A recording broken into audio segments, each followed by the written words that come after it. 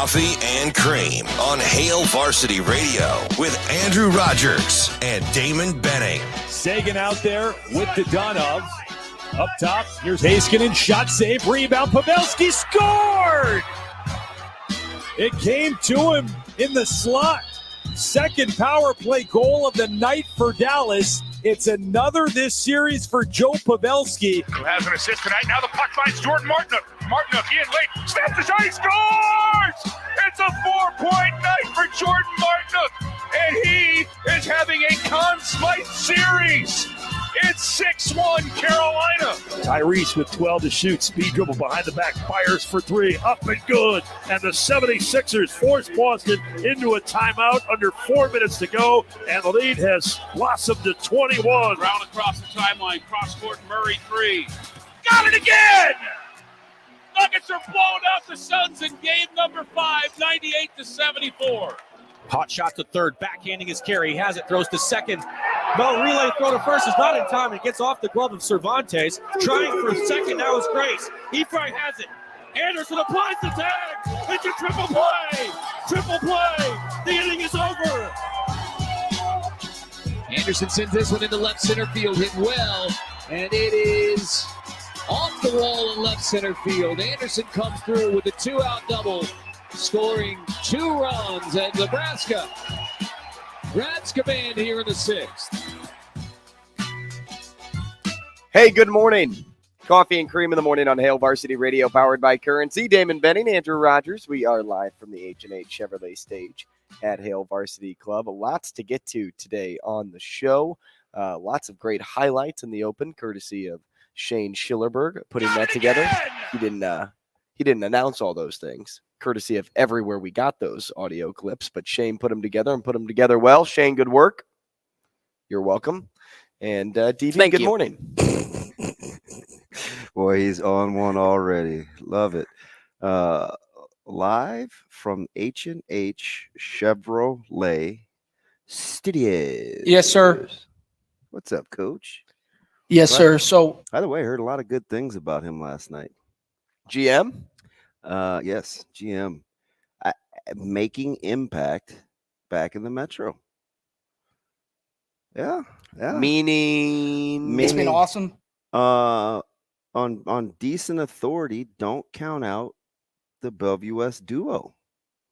It was kind of a foregone conclusion. Apparently, Nebraska's in the hunt. Really? Yeah, like Coach McGuire. Don't ruin a bad narrative going around. Hey, I'm not going to dive too deep into this, but surprise. That is extremely surprising. Yeah, factual though. Based on hearing from our high school sports experts like Sauter, like you, like other Hurrdat Sports team members, essentially counting that out. And now to hear that they're back in the hunt? In the hunt. All right. Folks like Coach McGuire. All right. We vibe with recruiting in the Metro. Well, you recruiting like in state. You like Coach McGuire. Sure do. That's your type of guy. He can relate. And he's oh my gosh, I think it's night and day. Ageism is in full effect. Reverse ageism. You lean towards the young kids. I think the young kids lean toward him too. Him. I'm talking about young people in the professional world. Yeah. That's a Ruru thing. And when you balance things out like that, yeah. Mm-hmm. Well, go ahead then, big fella. Right, he's really big, really, really long. I'm for it. Maybe they like hot Cheetos. Look, the kids our age, and like talking to you, kids my age. Kids my age love to sit in front of the television, put on a headset, grab a controller. They do. Get a bowl of snacks, get some soda after they just had basketball practice or football practice or whatever it is. Get some Fit soda? Maybe some Fit. I blame this on Nebraska hype, man. And have some fun. That's just the generation, right? The generation is very technologically heavy. Savvy. Good word there too.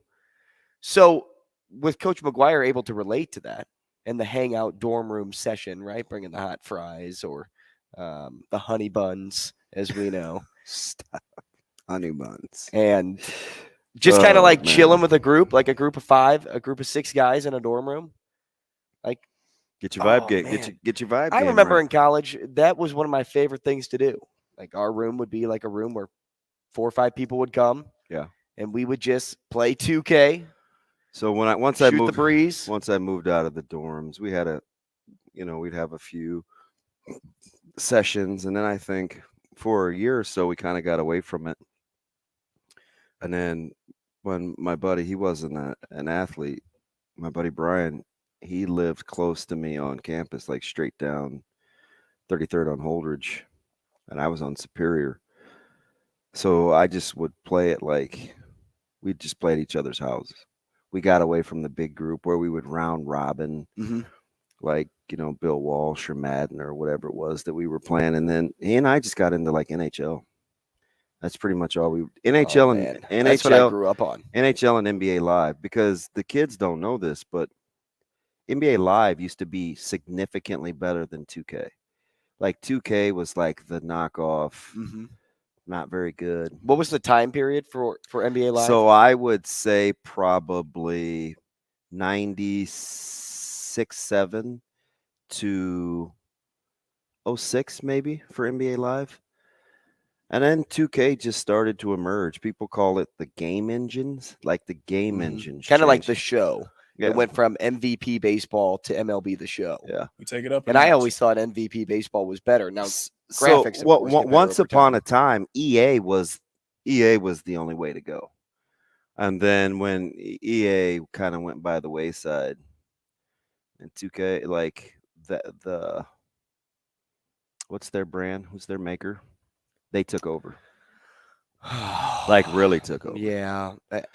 It's funny too, because all I can think of is Activision, and it's not right because that's what Call I of almost Duty was is. I almost was gonna say something Asian, but it's funny too because I saw later on in the night I saw Abdul Muhammad, and it made me think of playing video games because he was an unbelievable sports gamer. He was really good. Really good. Jay Sims, guys like that, really, really good. Somebody told me if anybody has any updates, hit me with a DM. I heard one of my former teammates didn't appear to be doing very well. If anybody's seen Jay Sims, let me know. There was a pause for concern about his health. I think, was it Foreman that told me? Somebody told me. I saw Jay last weekend in Kansas City. He had kiddos playing at the Hardwood at the KC Classic. Jay's intense. Jay is very, very intense. You ought to hang out with him more. He'd have you on your toes. Shane, you missed some Jay Foreman. I like some intensity. Yeah, he stays intense. You miss Jay, don't you? You should call him. Just say hello sometimes. Say, hey man, how you doing? I miss you. You know what he would say to me, don't you? What? Don't flip on him, brother. I still got the one-hitter quitter. Yeah, that is definitely one of the Foremanisms. Hey, Jay, why don't you pick on somebody your own size? Look, man, brother can't even get his bread, man, when people come asking me what's going on. He's talking about going to the grocery store, people messing with him, asking him about football. I probably wouldn't ask. I'd probably ask him about his golf game. Last week, I'm the club champion. What? El Champion. My ball striking is off the hook right now. Maybe hooking balls is what he meant. No, he does. Does he stripe it? He does like to golf. I like that. Hey, okay, so 2K, developed by Visual Concepts, published by Sega. Sega. That's all right. Did you watch a lot of Sega used to make crap games. I mean, besides like the Sonic game, but their games weren't as good as what you were talking about before. I went through years of only really playing sports games. The only real 2 games I can remember playing that weren't sports related were Zelda and Mario. That was that time period, though, because the non-sports games that I played, well, one was Need for Speed. Did you ever play that game? Is that racing? Yeah, but it was like you run from the cops and things like that. It's kind of like the early form of GTA, but you can't get out of the car. I got enough of that. That's frowned upon in my circle. Oh, is it? Yeah. Okay. And to the contrary of what your buddy's cop's dad told you. Call of Duty was the other one. Yeah, I'm not that's Bud plays the heck Modern out. Warfare 2, the best Call Bud of Duty plays game the of all heck time. out of Call of Duty. Like that, he's either doing that, darts, or ping pong. If he's not training, that's it. Call of Duty, darts, ping pong. Yes. What a trio. Yeah. You lose, you're doing push-ups, you're training. He'll sit you in the dry sauna. A dry sauna. Yeah, he's got one in the corner of the gym. He'll put that thing together. All right. It's a little single one. Yeah. Doesn't Nebraska have a sauna now? Yeah. So I saw something really, really cool. I didn't get into this much because I didn't want to hype up another institution, even though I liked a lot about them. I was talking last night during the Nebraska Creighton game. Somebody was like, God, it's really hard for you. And I was like, kinda, right? Like it's very hard to be around other schools and stuff like that. And you just negotiate it, whatever, right? But in Madison, they have these chambers where there's like 3 chambers, and they're basically salt baths where you float. It's so dense with like Stranger Things salt. By the way, great reference. And it's the equivalent. They have the hard numbers, and if you can believe it or not, I forgot numbers, but it's the equivalent to X amount of hours of treatment for your body to recoup. Okay. But if you're claustrophobic, it may be a thing because you're kind of in like they put you in a chamber. capsule. Yeah. And the doors like vault shut, and it's just like, ooh, I don't know, it's kind of dark in here. But it was kind of a cool concept. I think Nebraska should get those. Well, that would be a Matt Rule purchase.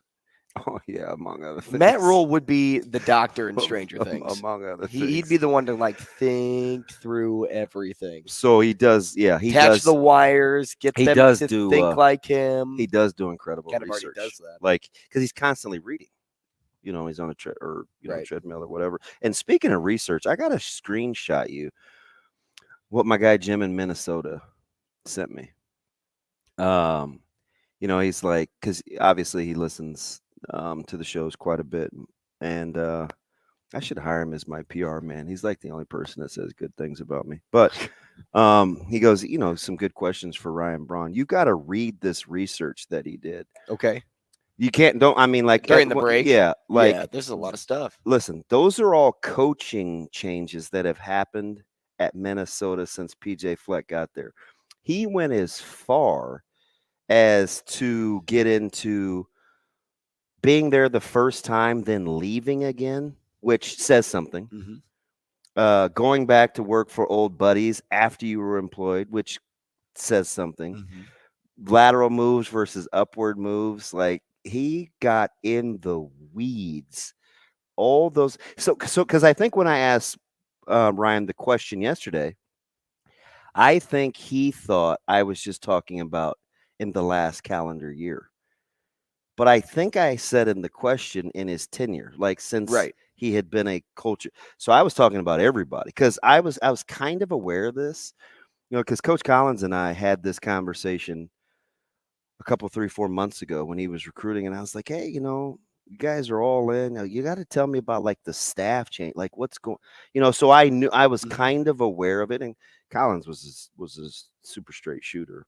But I knew there was kind of a laundry list like that. But when you get into that kind of detail, it's pretty unbelievable. You can see what I told him at the very end. I was like, dude, that's a heck of a lot of research. Like that's unbelievable. Well, it's almost like somebody wrote you a novel or a short story. But you got a first paragraph, you have your body paragraphs, and then you have your conclusion. He's there. And the cool thing about this whole process, and I haven't used it to an advantage or disadvantage, it seems like I got some people that I can talk to in a variety of places, right? I got a couple of Madison guys. I got a couple of Manhattan guys. I got a couple of Iowa City guys. Got a couple of Ames guys. Got a couple of Lincoln guys. So you got people everywhere, right? So I'm just trying to glean insight. Now, is a lot of that because, one of two things. Is a lot of it because of Caleb's recruiting, or is it because of job stuff that you just met over the years? Just met over the years. Then it just happens to match up with with recruiting inside the house. Yeah. You know, but I'm sure that helps stay close with a lot of these guys too. Yeah, well, like having that, my topic just to my sister throw out there. has good people out at Stanford. Mm-hmm. I got a buddy out at Duke. Like, so I mean, nobody wants him to leave the state, so I get a lot of bad information. But I mean, it's whatever. Yeah, and it's his decision. His decision. Yeah. So anyway, I like the research thing, reading with what's good for the new facility and grass and all of that stuff. See, that's in his wheelhouse, because if he's not coaching or, with the kids and they're just moving this weekend, weird that that's on Mother's Day too. Mother's Day weekend. Happy Mother's Day. He's reading, because I don't think he has a lot of hobbies. I don't think he has any hobbies. Do you think Coach Rule and his family are one of those families that just recognize the fact that even though it is Mother's Day, it's just another day on the calendar? I don't know. They're exceptionally close, so maybe.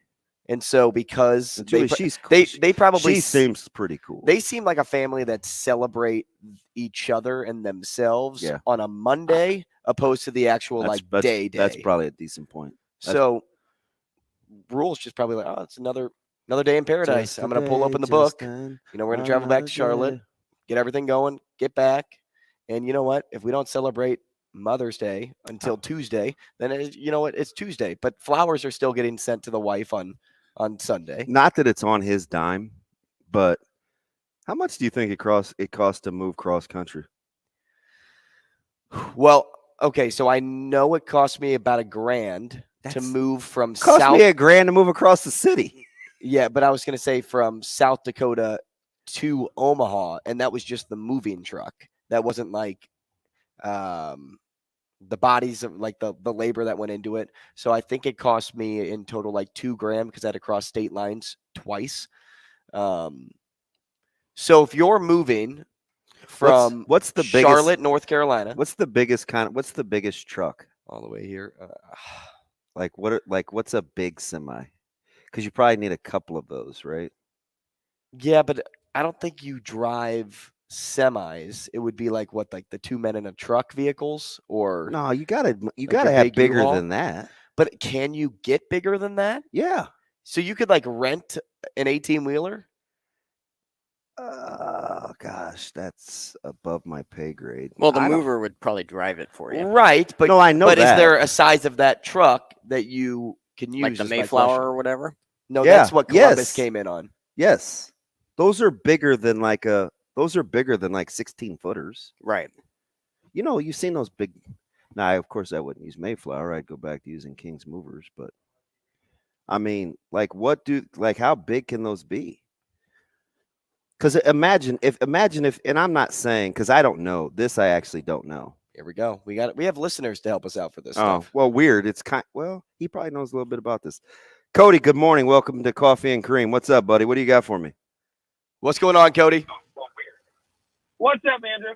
You can actually get a semi from Atlas Van Lines, or it's like Beckins or Beacon, Bekins, and they are 53 foot long. 53 feet? How much does that cost? Do you know? No. Nope, I never have to. Yeah, fair point. Yeah, they do cross country. That Atlas Van Lines used to be right there in Gretna, right over by you guys. It always comes back to Gretna with you, doesn't it? Yeah, right over there by the old Suburban Inn, right off the interstate. Now it's like an RV repair shop. Hey, what's going on with your superintendent? Were you saddened?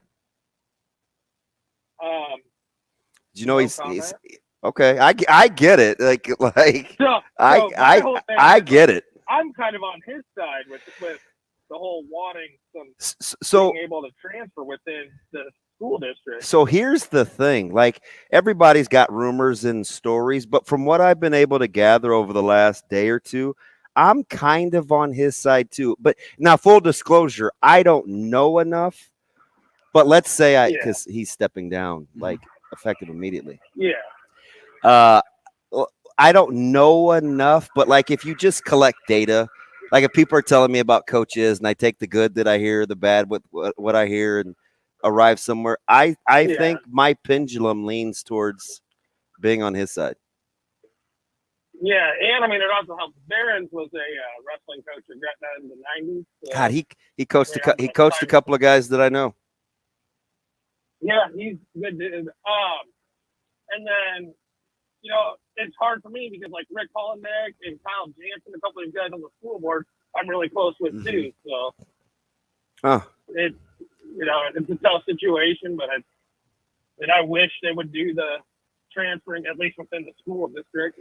I heard that piece was kind of water under the bridge in the grand scheme of things. I don't know if that's true or not. Yeah. But, hey, did you watch any baseball last night? We watched a little bit of the Braves game. So no Nebraska Creighton. I watched, Cody, and I couldn't. I was so peeved at the first game. I didn't watch the second game. So listen, been there, done that. So I couldn't see that far, but I text Ben McLaughlin because he was upstairs. I'm 99.99% sure I watched Nebraska have a players-only meeting in the right field corner after they lost that game.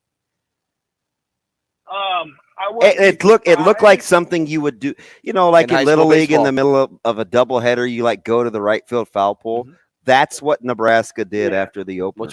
I was like, can you see any coaches? I can't see that far. And he's like, no, I got a bad angle. He's upstairs. I'm like, come on, man. I'm blind. But it was just like somebody was very demonstrative with that team. Yeah. I want your guys' opinion on this. What's that? Maybe I might just be the only one. Would you shut Shea down until Big Ten? He's in Kevin Collins territory right now. I would say no. Well, I don't think you're going to try. You hope to not have to use him against Penn State. Right. But you still need wins down the stretch of the season. Cody, I'm with you. I say yes. I say unless absolutely necessary, get him some rest. I'm for it. I'm for the idea. I'm for the idea. Appreciate the call, Cody. This is a situation of where you need wins. Bro. You need to stay relevant. And what if you aren't against Penn State? Like, God forbid, what if you aren't? Yeah. Then what? You don't want to be in a pickle where you're like, I told this guy that I wasn't going to really bring him in unless we didn't absolutely need him. And I don't know if he's game ready. Like, did he show up today and he's ready? When you're plunking, I don't know. That was not good, especially after the extended outing over the weekend. Mm-hmm. Like, he kept a minute on Saturday. Mm-hmm. I get it. He's worked. Like, he probably overworked.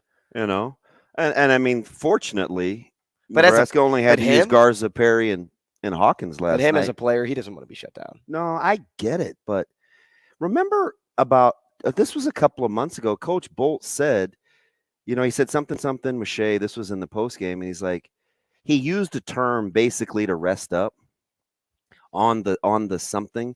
So this was probably, if this happens, this would be the second time for sure that they're getting him some extended rest intentionally, because this happened earlier in the season. Intentional rest? Yeah. I'm for that. Shutting him down completely? Well, what's the difference?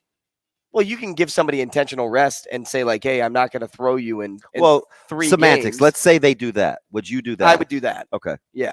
Yeah. I'm just not for shutting somebody down until the conference tournament when you have 6 games left.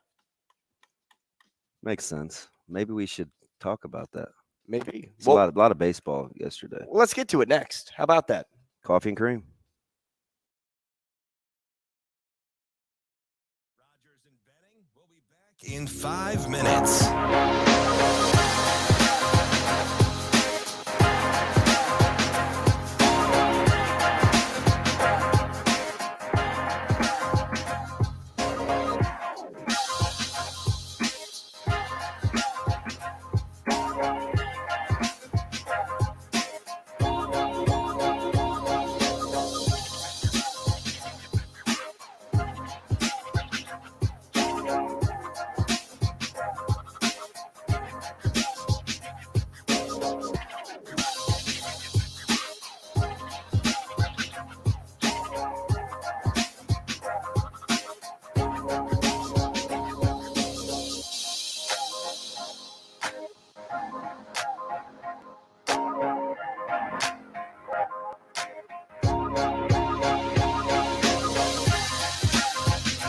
Rogers and Benning will be back in 4 minutes.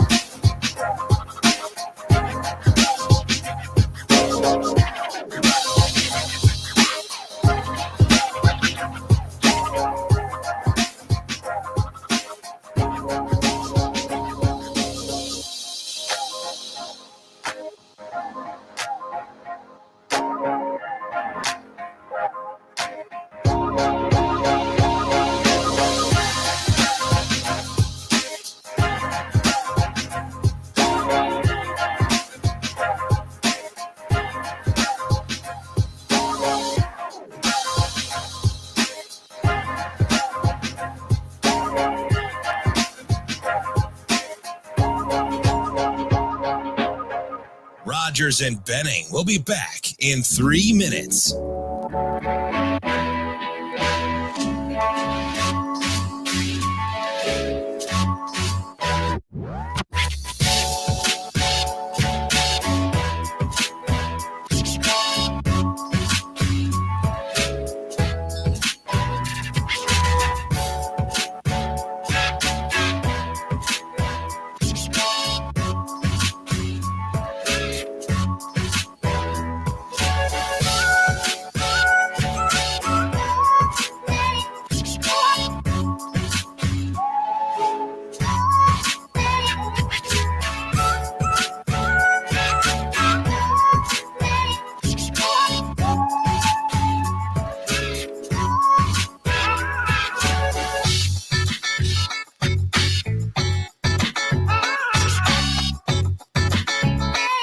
Rogers and Benning will be back in 2 minutes.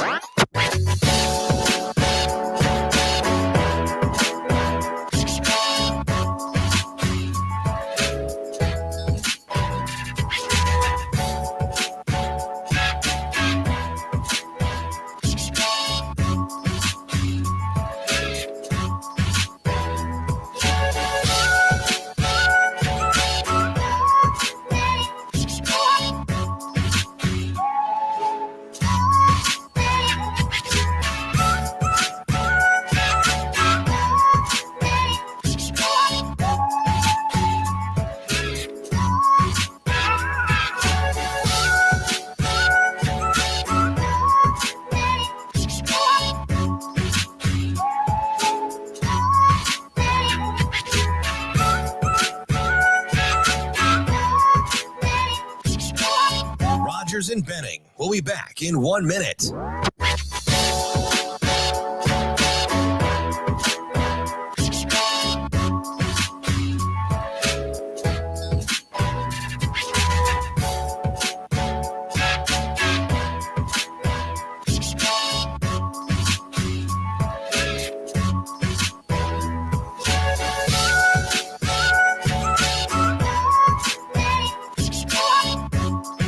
Rogers and Benning will be back in 30 seconds.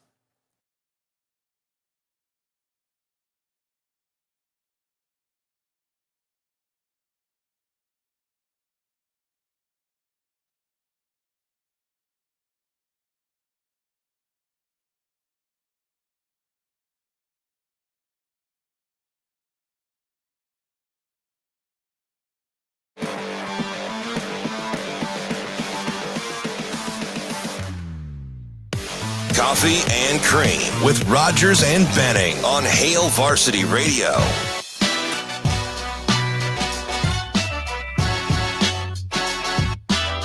Hey, welcome back. Coffee and Cream in the morning on Hail Varsity Radio, powered by Currency. Damon Benning, Andrew Rogers. Happy to have you here.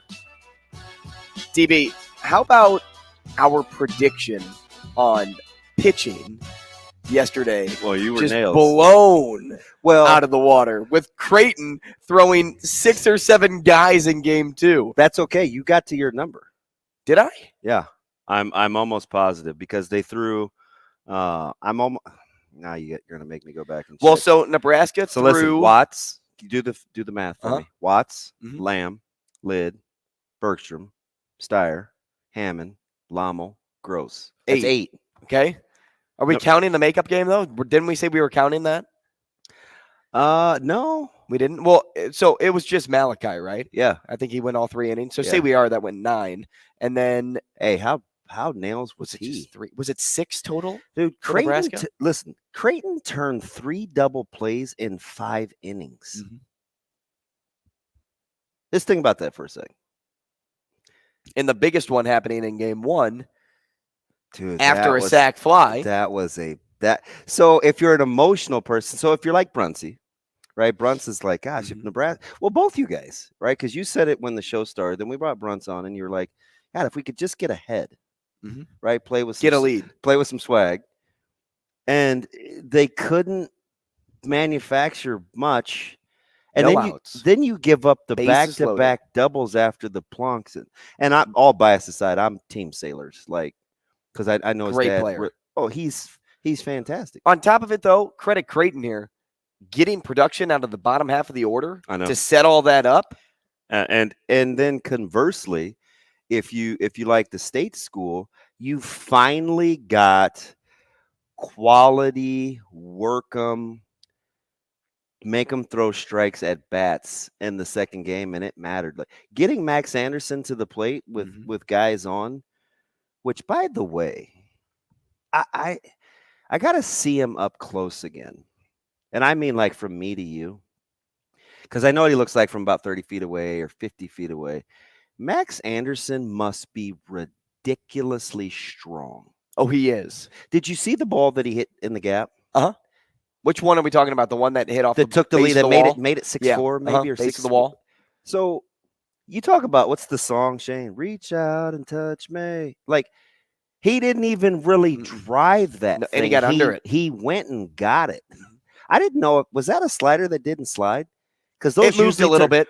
But it hung. And it definitely hung. He has that quarter slot, so his if that was a curve, it's going to probably be more of a sweeper, like a slider, than it is top to drop. But he was the ball kind of faded. Yeah, it was right to left. Yep. And it's like he just reached out and got it. But the quality of bats to draw walks, like, what was the count when that happened? Didn't he have 2 strikes? I think it was 2-1. 2-1. Okay. So now that's testing me, but I think it was 2-1. Regardless, Coach Bolt's been asking for better ABs, longer ABs, see more pitches, and the biggest hits in that game, I agree, happened when they saw at least 3 pitches. Yeah, they weren't just swinging away right away. Bryce, let's take Bryce Matthews' home run in the first. How about Columbus? Burnham Drew had a good at bat. Go ahead. I'm sorry. No, you're good. Cervantes. Matthews, full count. How about the productive out from Cervantes, the ground ball?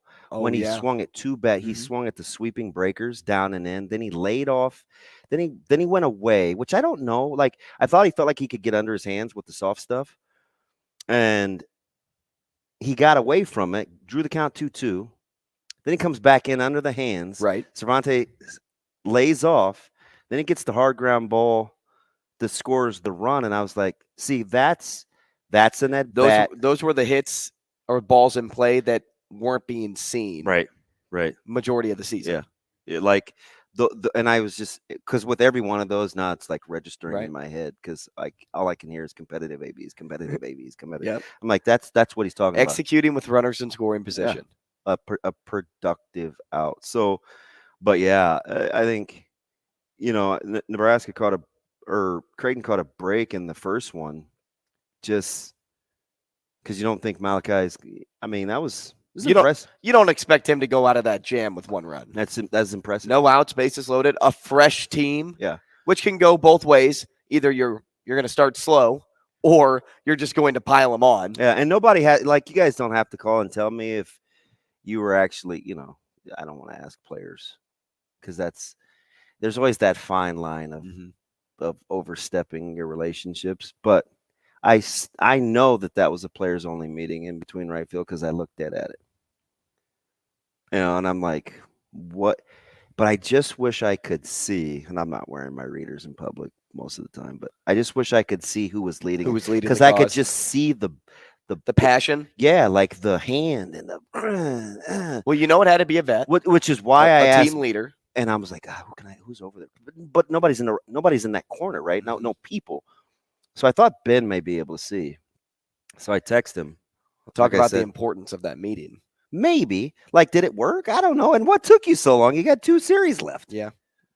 But you had to find a spark.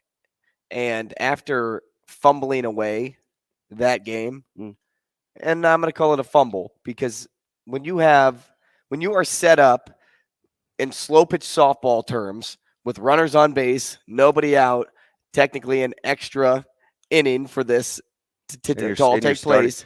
And you're starting fresh. You're starting fresh. Fresh as all can be. Although AR, I probably rather start on a different day under that scenario than I would the drama of it really being in the feels like 7th inning of the regular game. So it made me think a little bit about what Coach Rule says a lot and what they practice. You'd love some Coach Rule. Do you want to hit him up? Yeah, a little Tupac, bit. Hit him up. Just call him. All right, guys. I see that. Call him. Pass along the digits. I got tons of things that I Do want. you? How long would you keep Coach Rule? I think it'd be more how long would Coach Rule keep me? He can go now. Because I'll be completely captivated by it all. But you just gonna sit and stare? Probably. Don't do that. Situational plays is what they work on, right? Yeah. They work on all these different situations. 4th quarter, 2 minutes, 7 seconds left, whatever it is. You got to get a touchdown. You have 2 downs. What are you doing in this situation? Well, same thing can apply in baseball. Oh, absolutely. You have bases loaded. You have nobody out. Bill Olsen special, 2nd and 3rd, 2 out, or 1 down, and you got to have a bunt rotate. Yeah. How are you doing it? How are you executing it? Whether you're fresh, whether you're working on it in so-called practice, or whether it's fresh and you're working on it in a game, how are you executing it? Are you taking pitches deep into the count? Are you doing the best thing possible at the plate in order to score a run? Are you working the pitcher at all? Are you allowing your guys to pick up the pitcher and how he's throwing? Is he leaning more fastballs today? Is he going with his slider? Whatever it is, that's something that you work on situationally, and they've done that before. But if they haven't done that too, because I've been in practice way back when, where we didn't work on a lot of situations. It was just like, hey, whenever the time comes, if you're in the box, you should be able to hit. So it's funny you say that. I was at I think I can say this because I've been at multiple games. I was at a high school baseball game, and I was leaving, and I saw a parent, and he said, I just wish our guy would work more situational fundamentals. And it surprised me because given the situation, I would think that would be a given. Right. But you just never know, right? Like, don't assume just because somebody's doing something or somebody's been somewhere or somebody is something that's what he or she is doing when nobody's watching. Because I would have assumed just the opposite. I was like, wow. And I remember I got on the phone and I was talking to another guy about the breakdown. I was like, that was clutch, this, that, and the other. And I said, do you know what I heard? Like, such and such isn't very good fundamentally. Like, do I believe that? Like, do I believe that? So I don't take anything for granted. But I remember when I first came back, I was cut for probably the 3rd time. And I love baseball. Like, I would just go watch Creighton practice. Good relationship. Coach Olsen was helping out and with Coach Service, and he was my old high school coach. And I would watch them situationally do like 20 different things. And because Creighton, once upon a time, was the super small action ball team. Bunt, play defense, they pitch quick. Like, they were always on the move. So I was like, I kind of want to see that because that's what I was used to. But remember, it had to be at least 15, 20 years ago, right? When you're watching this. You don't play like that anymore. So situationally, I wouldn't assume that people do that. I'm serious. Sit around and wait to play gorilla ball, maybe. We'll keep this going. Yeah, I know you got thoughts. We'll come back with more of this. On Lance, stay right there. Rogers and Benning will be back in 4 minutes.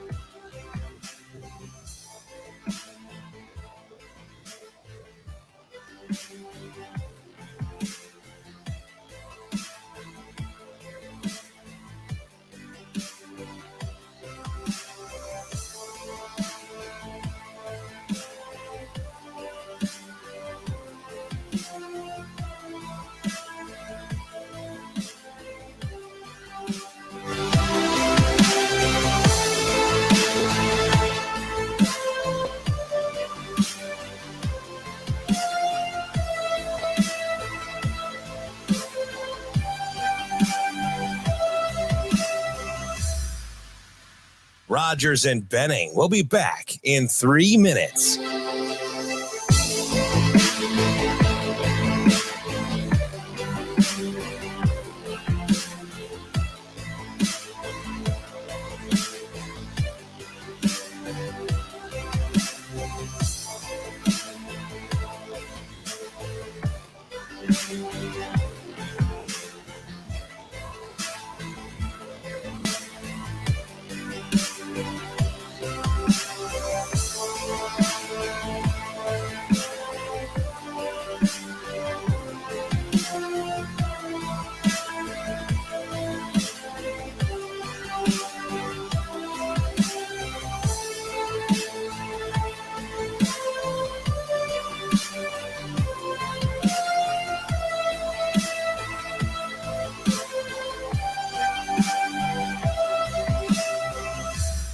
Rogers and Benning will be back in 2 minutes.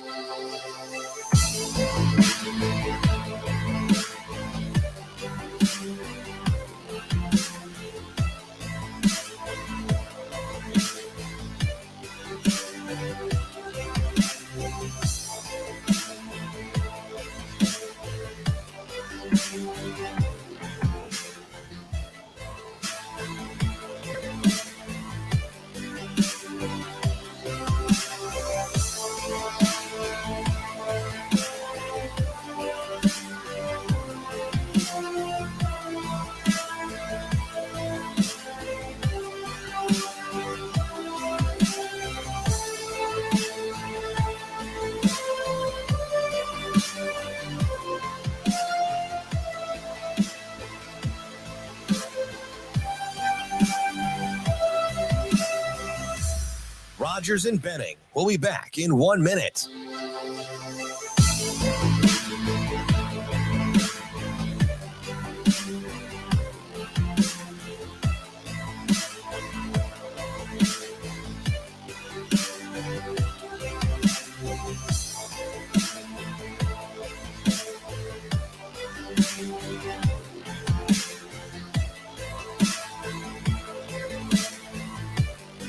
Rogers and Benning will be back in 30 seconds.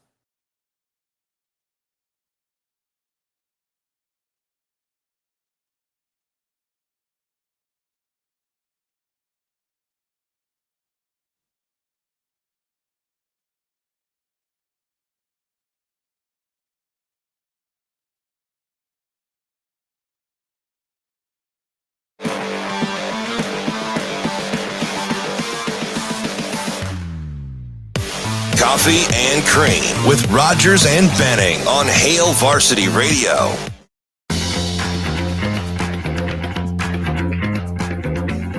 Hey, welcome back to the show. We have Brian Christopherson coming your way next, right at the top of the hour here at 8 o'clock. Andy Kendeigh follows him up, sports director at KETV. We talked to him at 8:30. Sean McIndoe, McIndoe,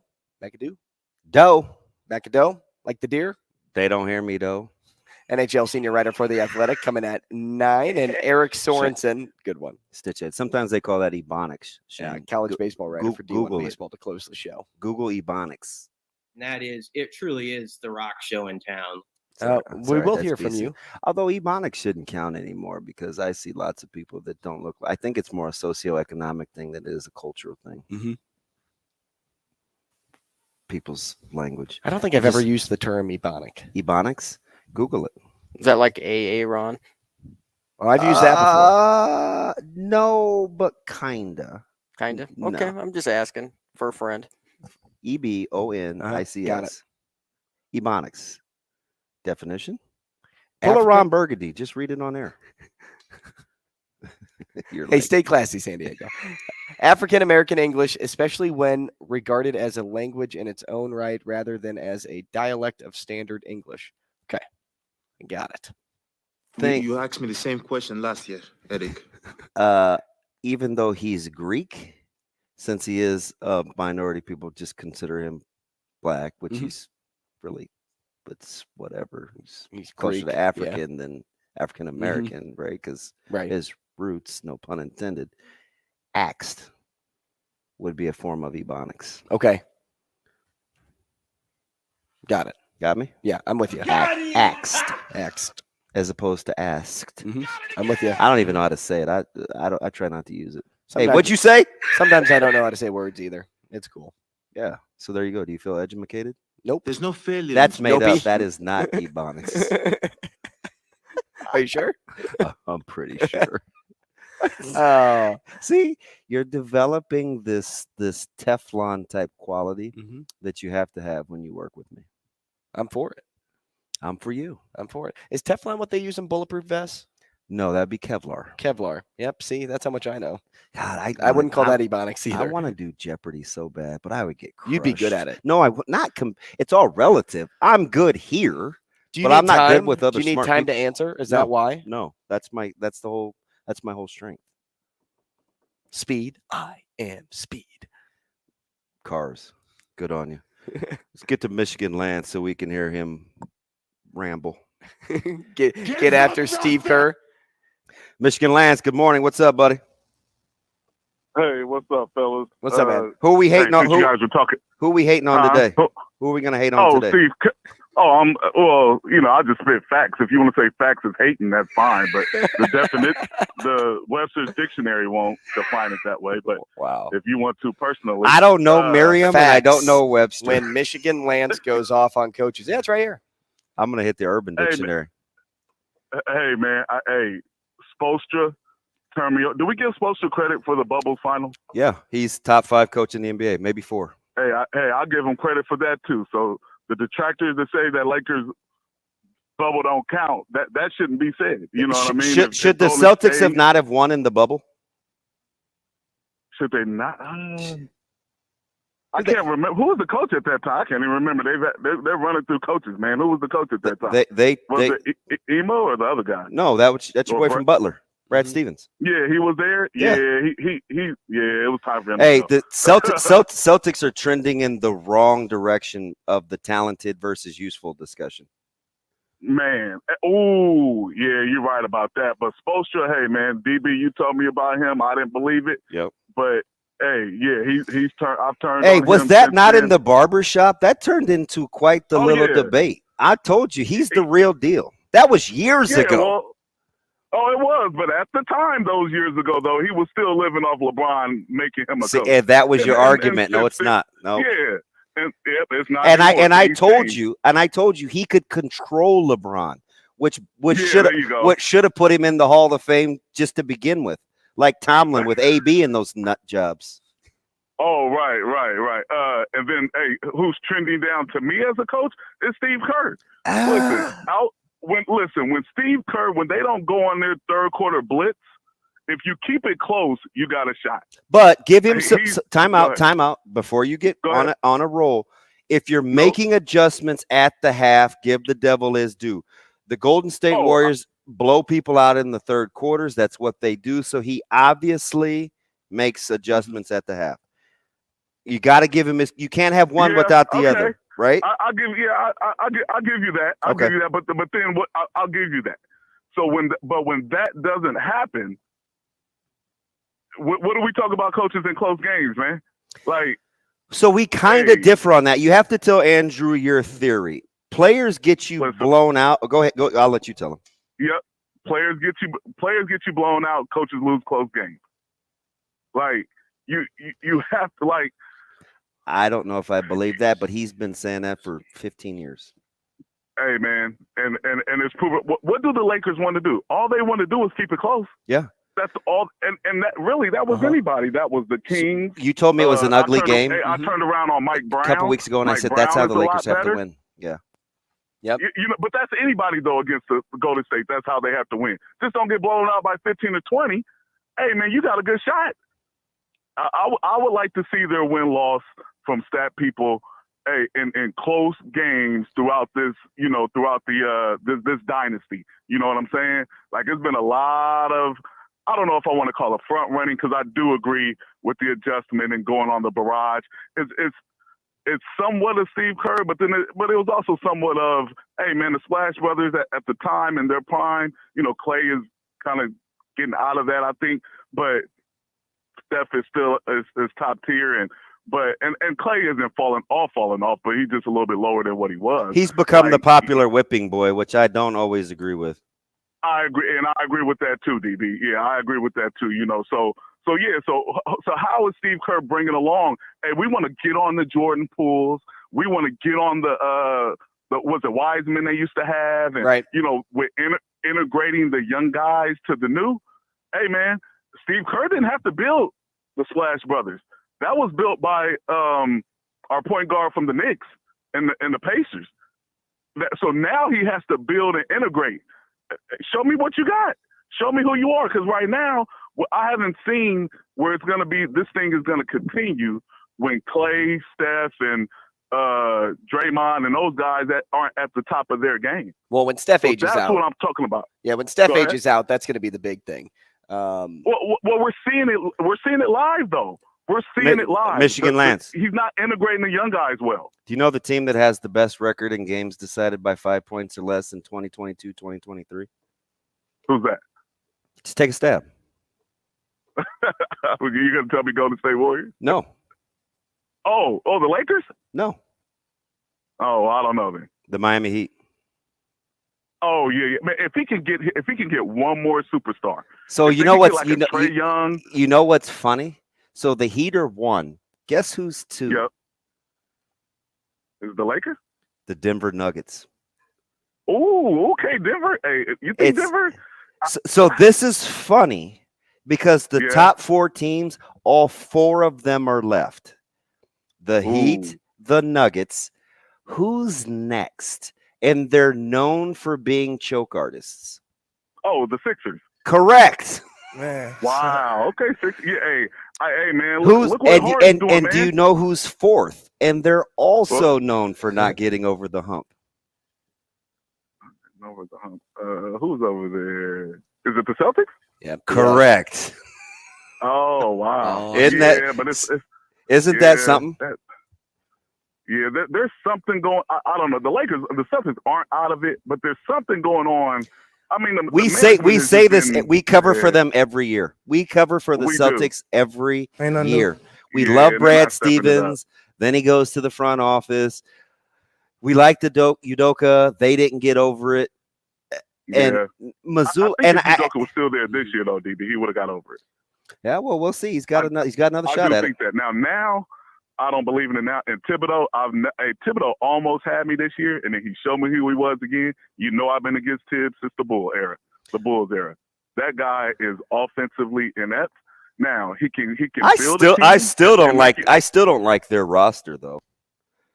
Yeah, but he wants it that way. And why is Obi Toppin so situational? He goes through these stretches where he doesn't play him.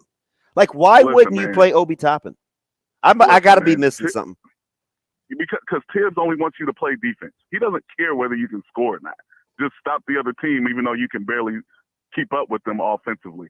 He can build a winner, a consistent playoff team. But when you're trying to get to that next level, conference finals, man, he's not the guy. He can build you a squad and then let him go and bring in somebody to get you over the hump. All right, Lance, to go full circle here. Hey, thanks, fella. I want to ask you one more thing. Oh, go ahead. To go full circle, do you think it's end all be all that Steve Kerr hasn't been able to integrate young talent on this team? That's not true, though. But in your opinion, because that's what you let off his with. First premise. Yeah. Yeah, because yes, has people come in and done some things for a short spurt of time, but it still hasn't. Like, there's been a lot of guys come and show flashes, and then they fall off. Like Jordan Poole is falling off. That's his own fault. See, we want to do Kerr with kids' gloves. Is it his own fault, or is it not Steve Kerr? Yeah, because at that age in the NBA, that's Jordan Poole's fault. He got the bag. He got the bag, and and he loves his IG model. Yeah, that's true too. That's true too. I don't know. I feel like if I have my 3 guys, if I have my 3 vets, I don't need to integrate any young talent right now. Are we actually going to act like Golden State doesn't develop young talent? They do. It's a very good developmental franchise for winning on the run. I don't know enough to back myself up to make a point, but it would shock me if they didn't. Yeah. How did they keep winning? It's not just because of Vince. That ain't a rhetorical question. Brian Christopherson next. Rogers and Benning will be back in 4 minutes.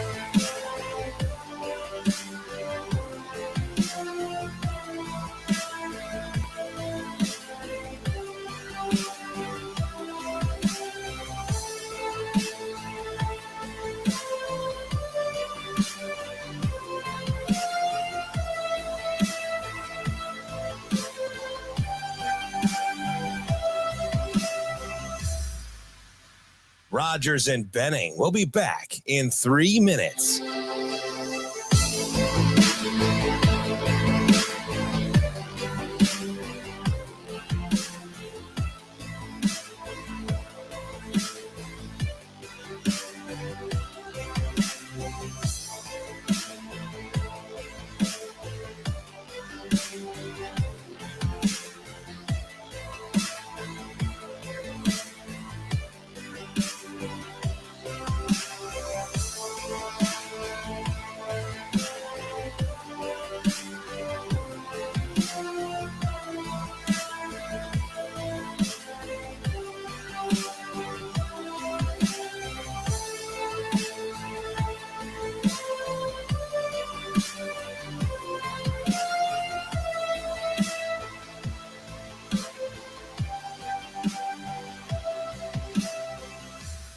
Rogers and Benning will be back in 2 minutes.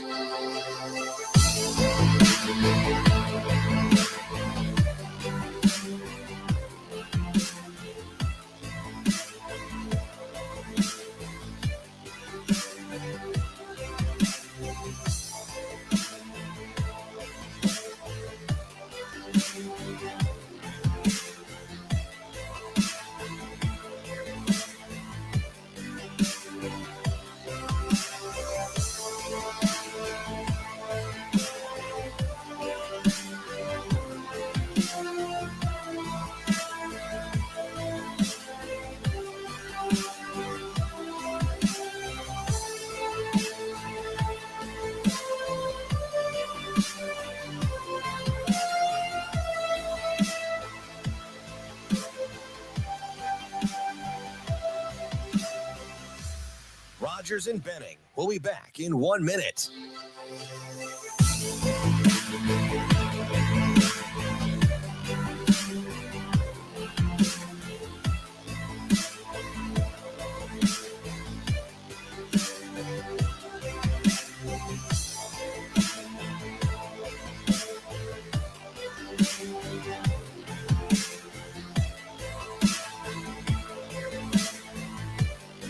Rogers and Benning will be back in 30 seconds.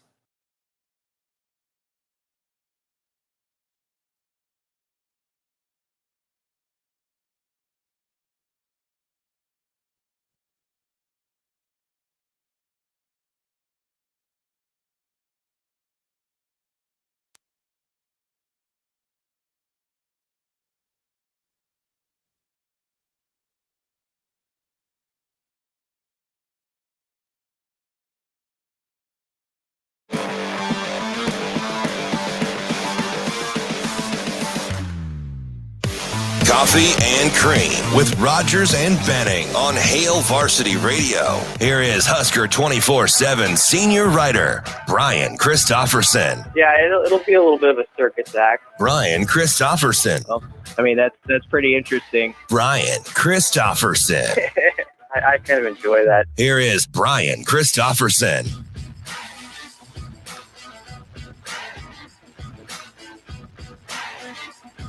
Coffee and Cream in the morning on Hail Varsity Radio, powered by Currency. Damon Benning, Andrew Rogers. I'm full of jokes. Always sharing some thoughts during the break, back and forth. I got you, man. Always trying to learn. He's a big tip guy.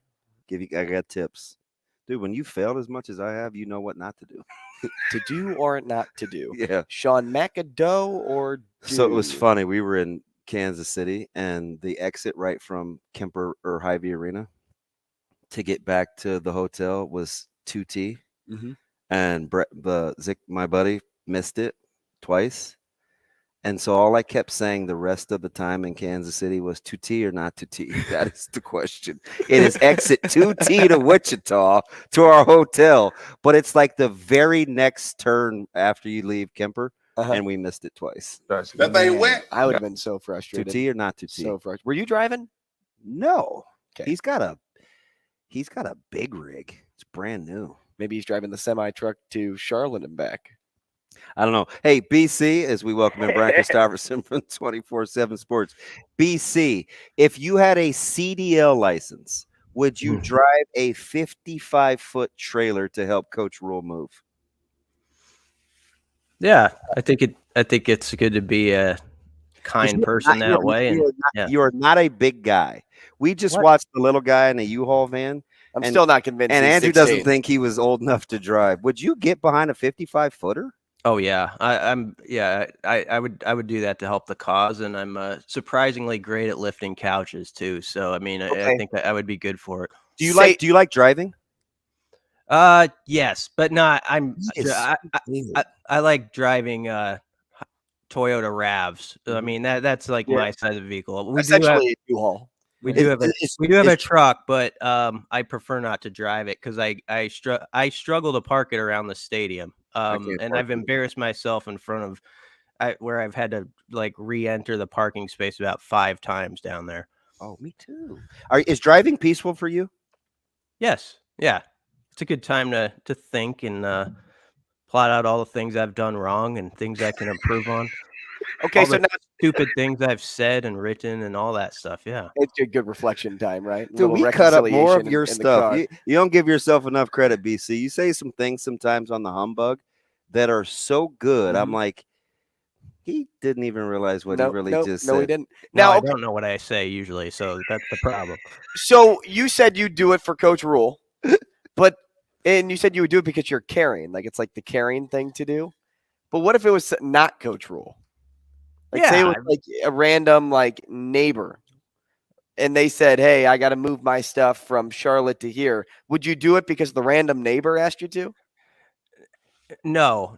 I mean, I'm going to get into the truth chair now. No, I wouldn't. I mean, I wouldn't go to Charlotte for about anybody. I mean, that's the bottom line. I was playing along with the rule thing, but no, my friendliness goes only so far.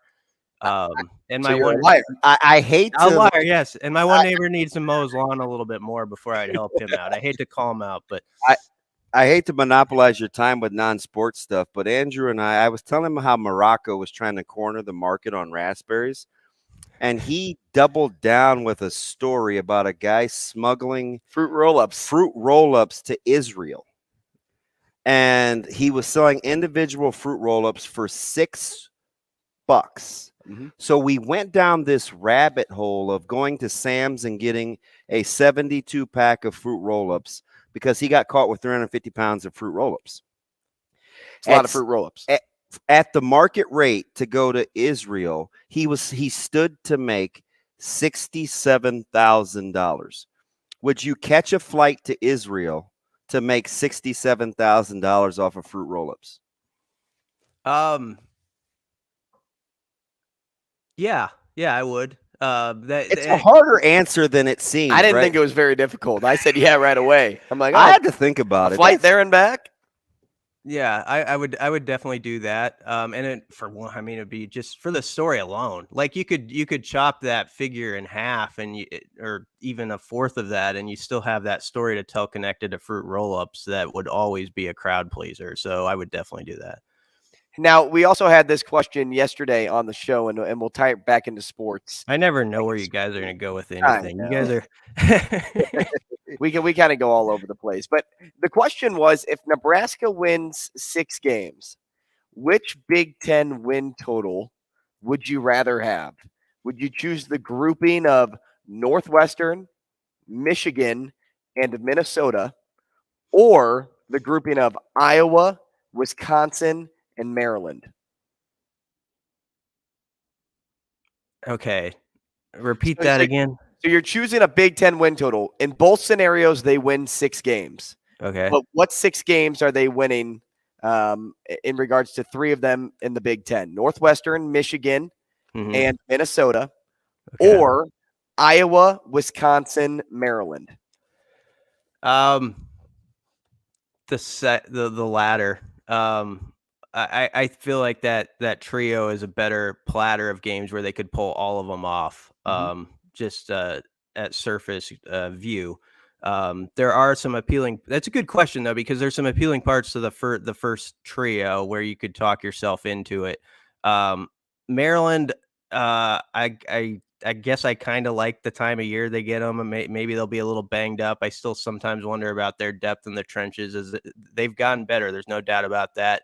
But I think if you want to play them, you want to play them later. And then, Iowa, Wisconsin, Nebraska can always go toe-to-toe with Iowa, even in their worst years. Those have been very tight games, and of course they beat them last year. And they're kind of due for Wisconsin. So that's why I'll stick with that answer. So what's crazy about this, too, is now I'm going to break down the record for you, because if you would have chosen the first grouping, Nebraska starts 6-1. And that looks and sounds pretty good. But if you wait for the last grouping until they get to Maryland, Wisconsin, Iowa, they're 3-6 at the time, right? So, how are you feeling throughout the season when you get to both of these points? Would you rather have the quick start and then fall off? Does that make you feel good about how things are going? Or would you rather close the season out strong, make it to the bowl game with momentum? That's what kind of made the whole thing interesting. Yeah. If you had your druthers, I'd say close strong. Now that's not going to be an easy 2 months leading up to it. That runway will be filled with angst and, this and that's wrong. And you know how it goes around here. But it would be, by that Black Friday, just a great joy about, where this direction is going after 1 year in the program. And if Nebraska goes to a bowl game this year, I can't wait to see how many people go to whatever bowl it is. It could be about anything, anywhere. It could be the Fruit Roll-Up Bowl somewhere out in out of country, and Nebraska, I think, would send at least 25,000 people. So I'll stick with my answer near the end of the year, momentum, and just a feeling okay, we're just getting started here. That's what that would be like. So BC, these are such hard conversations to have, because even the fan base, we're just so jaded, right? And me, I've talked to you from day one of me even doing this business. I hate records. I don't look at schedules. I'm not a schedule guy, but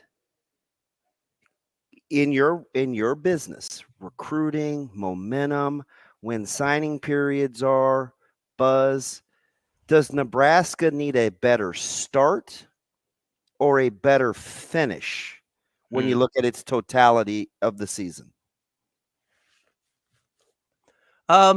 Honestly, Damon, I think they could do either and still have an effective class, and it would end up about the same. I do appreciate the question, because you could definitely get up on the stand and make a pretty good argument, hey, because we did this a couple of weeks ago where we said, well, what would it be around here if these guys started 2-0?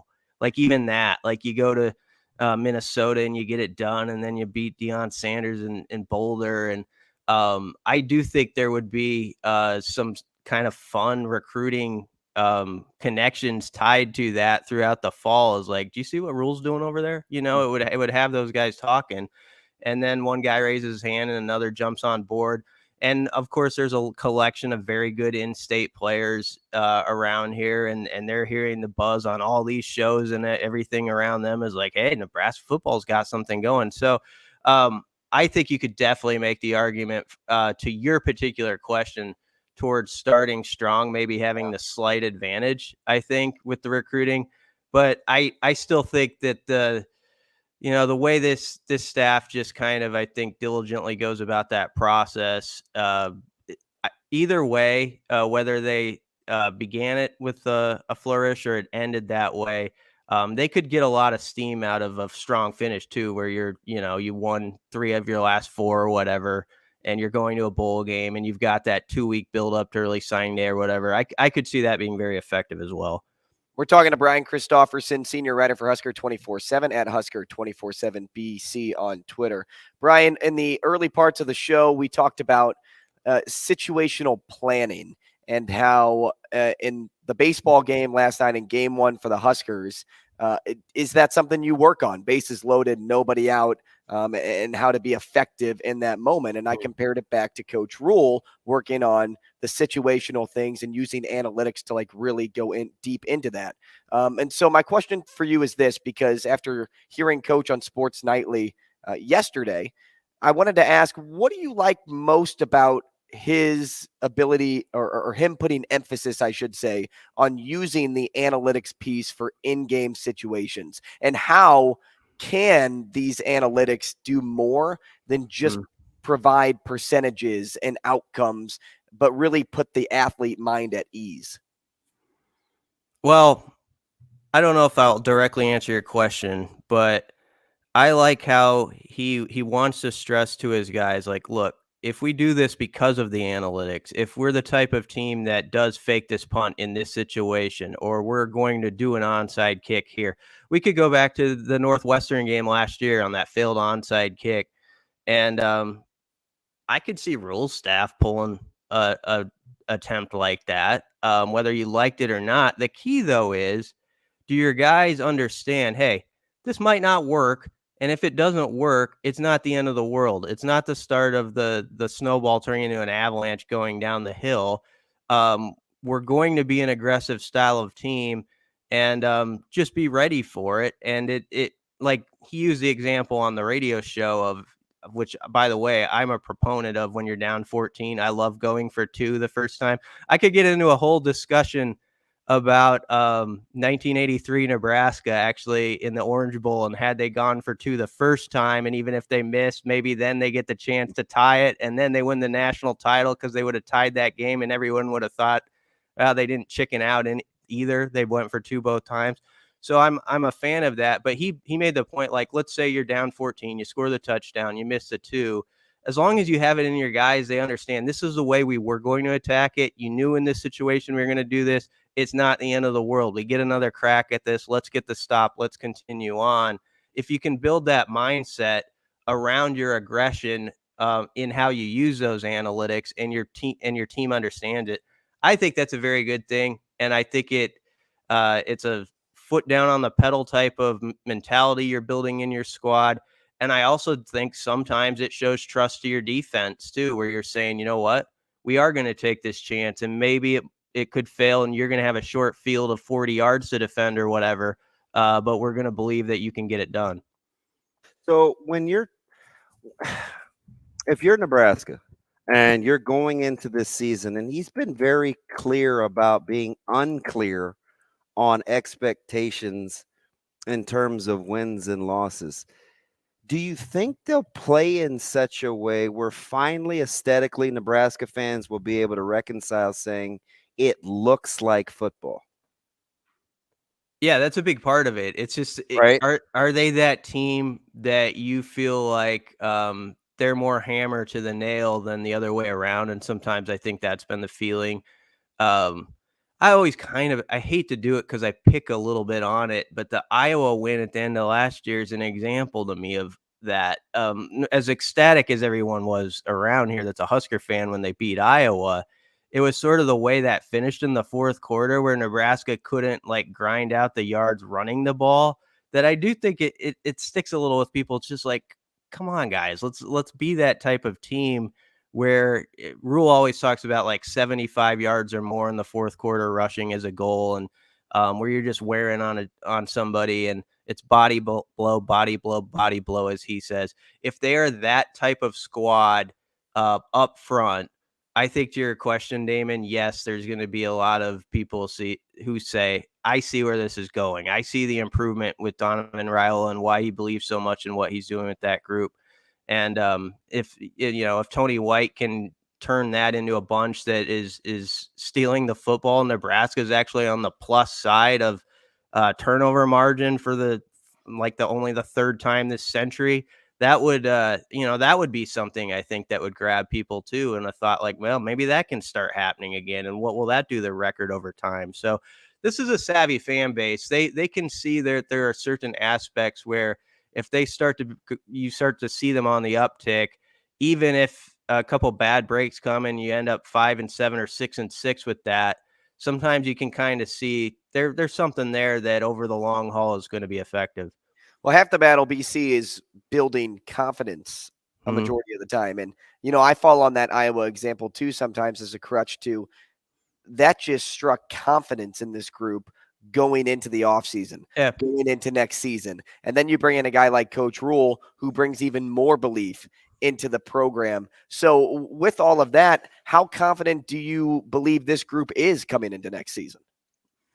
I think there's something building there. The face I put with that question, Andrew, is actually Ethan Piper. And early in the spring, when he was in front of he was kind of off to the side with about 8 to 10 media people. And just sometimes it's not what a guy says, but how he says it when you're around him or you hear it.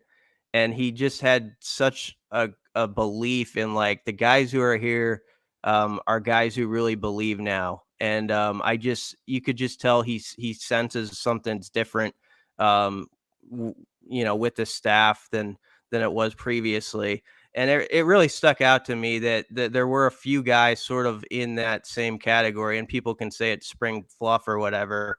But they were really buying into all the winter work they had done. But I think they were also seeing the changes in their body, some of those guys up front, with their flexibility, bendability, and how it's helped their range of motion.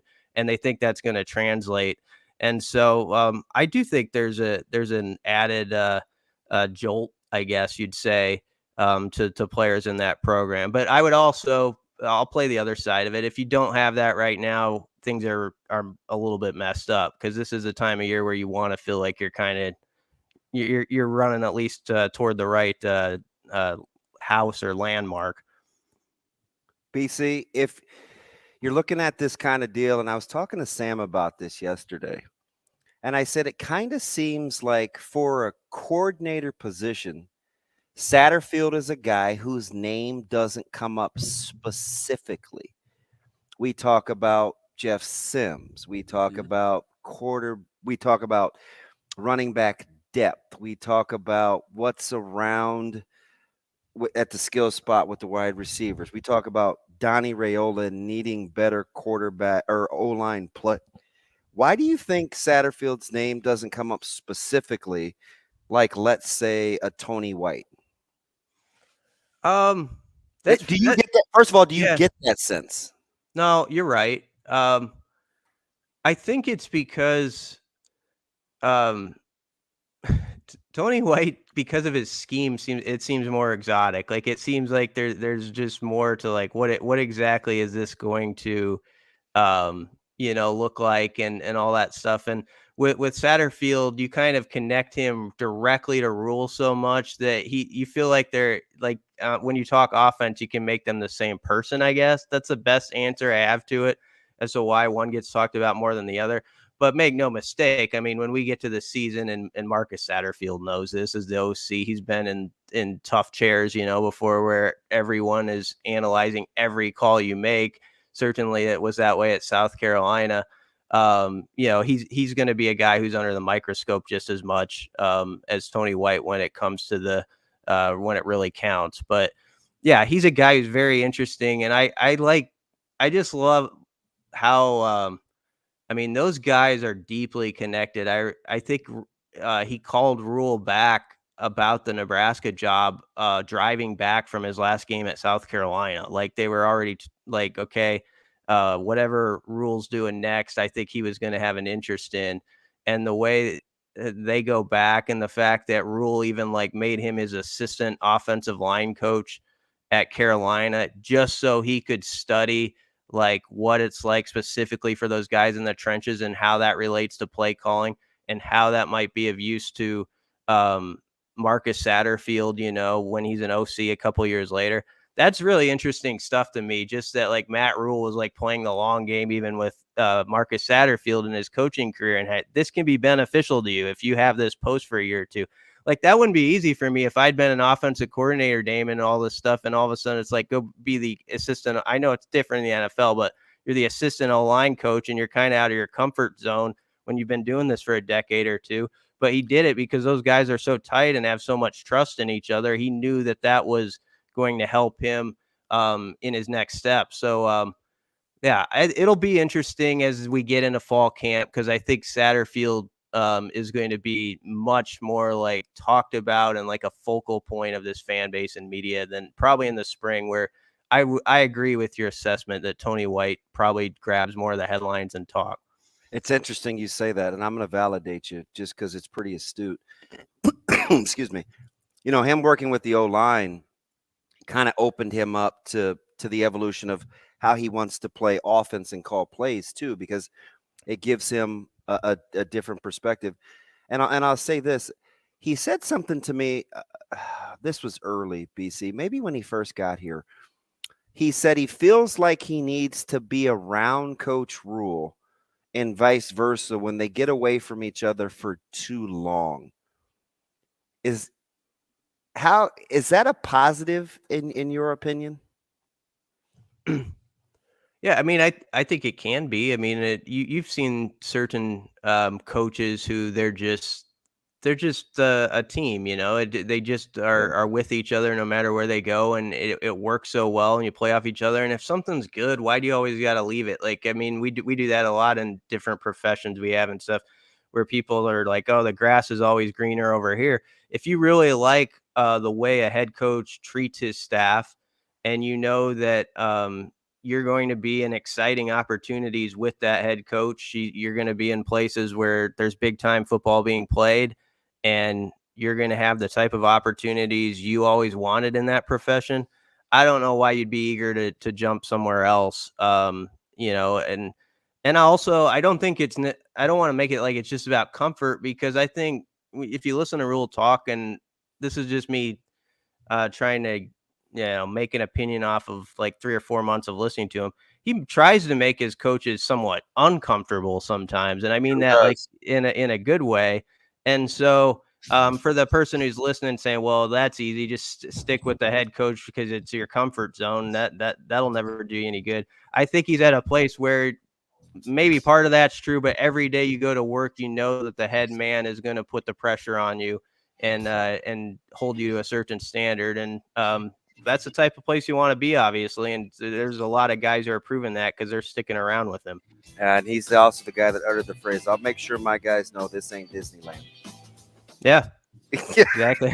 You're spot on. Hey, but if you win the bowl game, maybe you're going to Disneyland. BC, thanks so much, man. Thanks, All right. Pete. Thanks, guys. We'll see you next week. Andy Kendeigh up next. Rogers and Benning will be back in 5 minutes.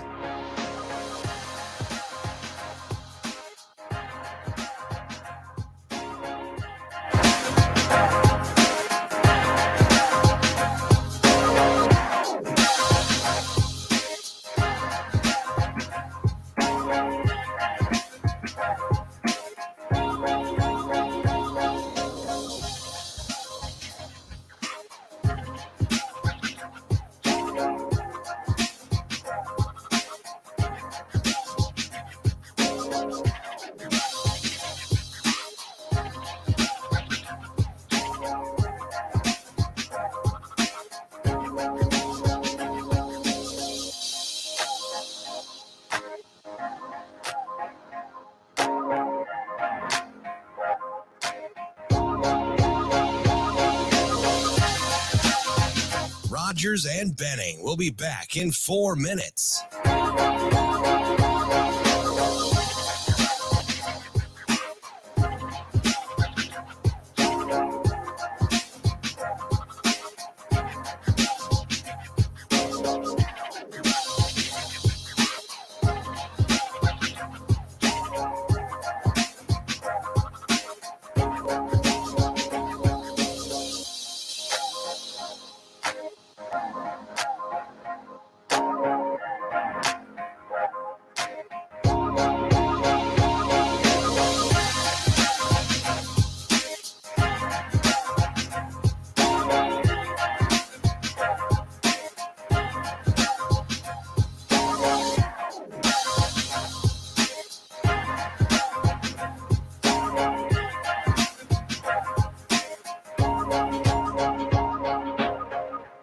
Rogers and Benning will be back in 3 minutes.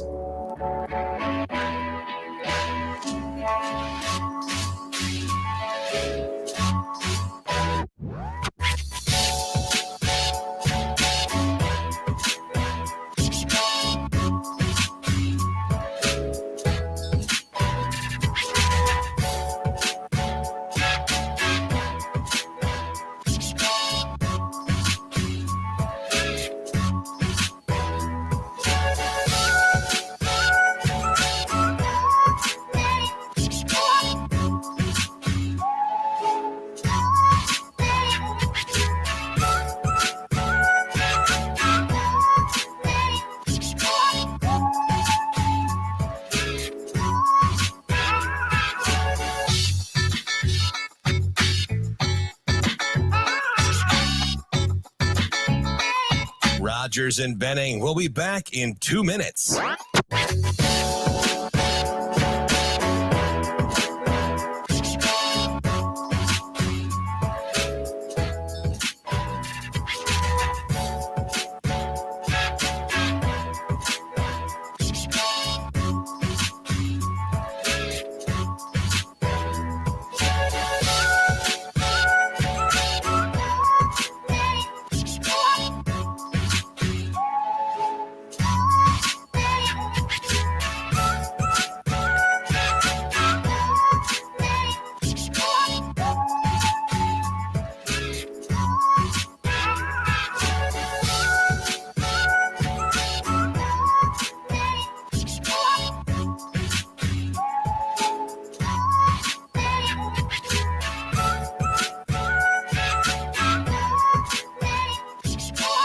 Rogers and Benning will be back in 1 minute.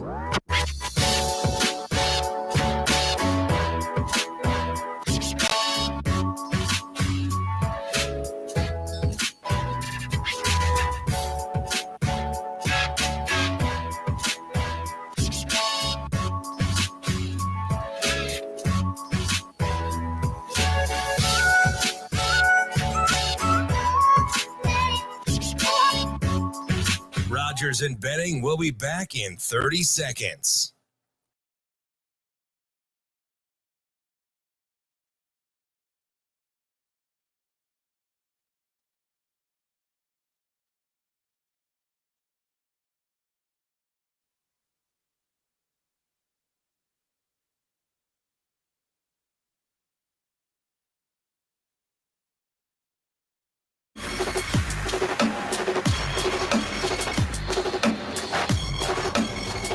Coffee and Cream with Rogers and Benning on Hail Varsity Radio. Hot shot to third, backhanding his carry. He has it, throws to second. No, relay throw to first is not in time. It gets off the glove of Cervantes. Trying for second now is Grace. Efry has it. Anderson applies the tag. It's a triple play. Triple play. The inning is over. A 5-4-3-4 triple play.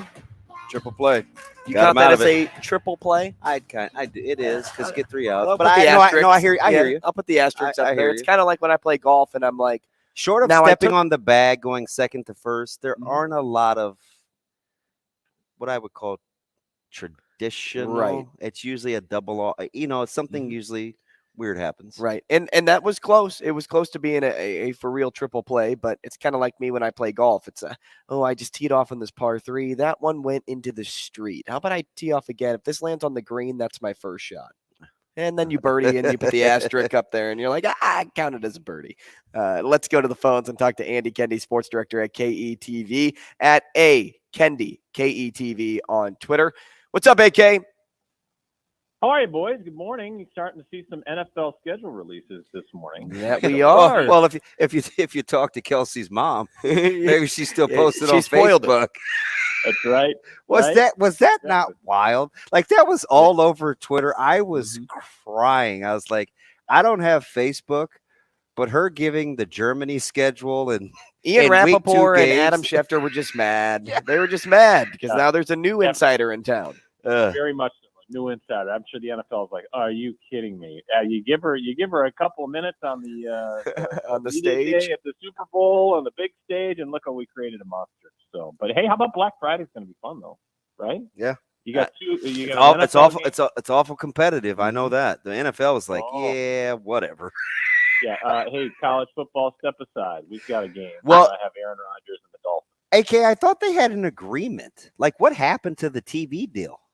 No, I think what happened is there's an agreement from that goes back to the Kennedy era. There's a great article in The Athletic that happened about a year ago, and I want to say that didn't kick in until December, but it was kind of like a gentleman's agreement until that they wouldn't schedule Black Friday. And it felt like, it's like developing in a city, and you're like, there's prime real estate here, and we're going to take it. And so, I believe there's 2 Big Ten games that day. Scott Docterman is saying that they're going to be probably a Big Ten game at 11, and then a Big Ten, then the NFL game at 2, and then another Big Ten game prime time. So there's a possibility, boys, that Nebraska, Iowa could be prime time on Black Friday. That'd be something. Yeah, I don't know what it is, but it'd be something, right? Hey, prime time here locally. There was a certain someone in town that tweeted yesterday, Nebraska State soccer is lit.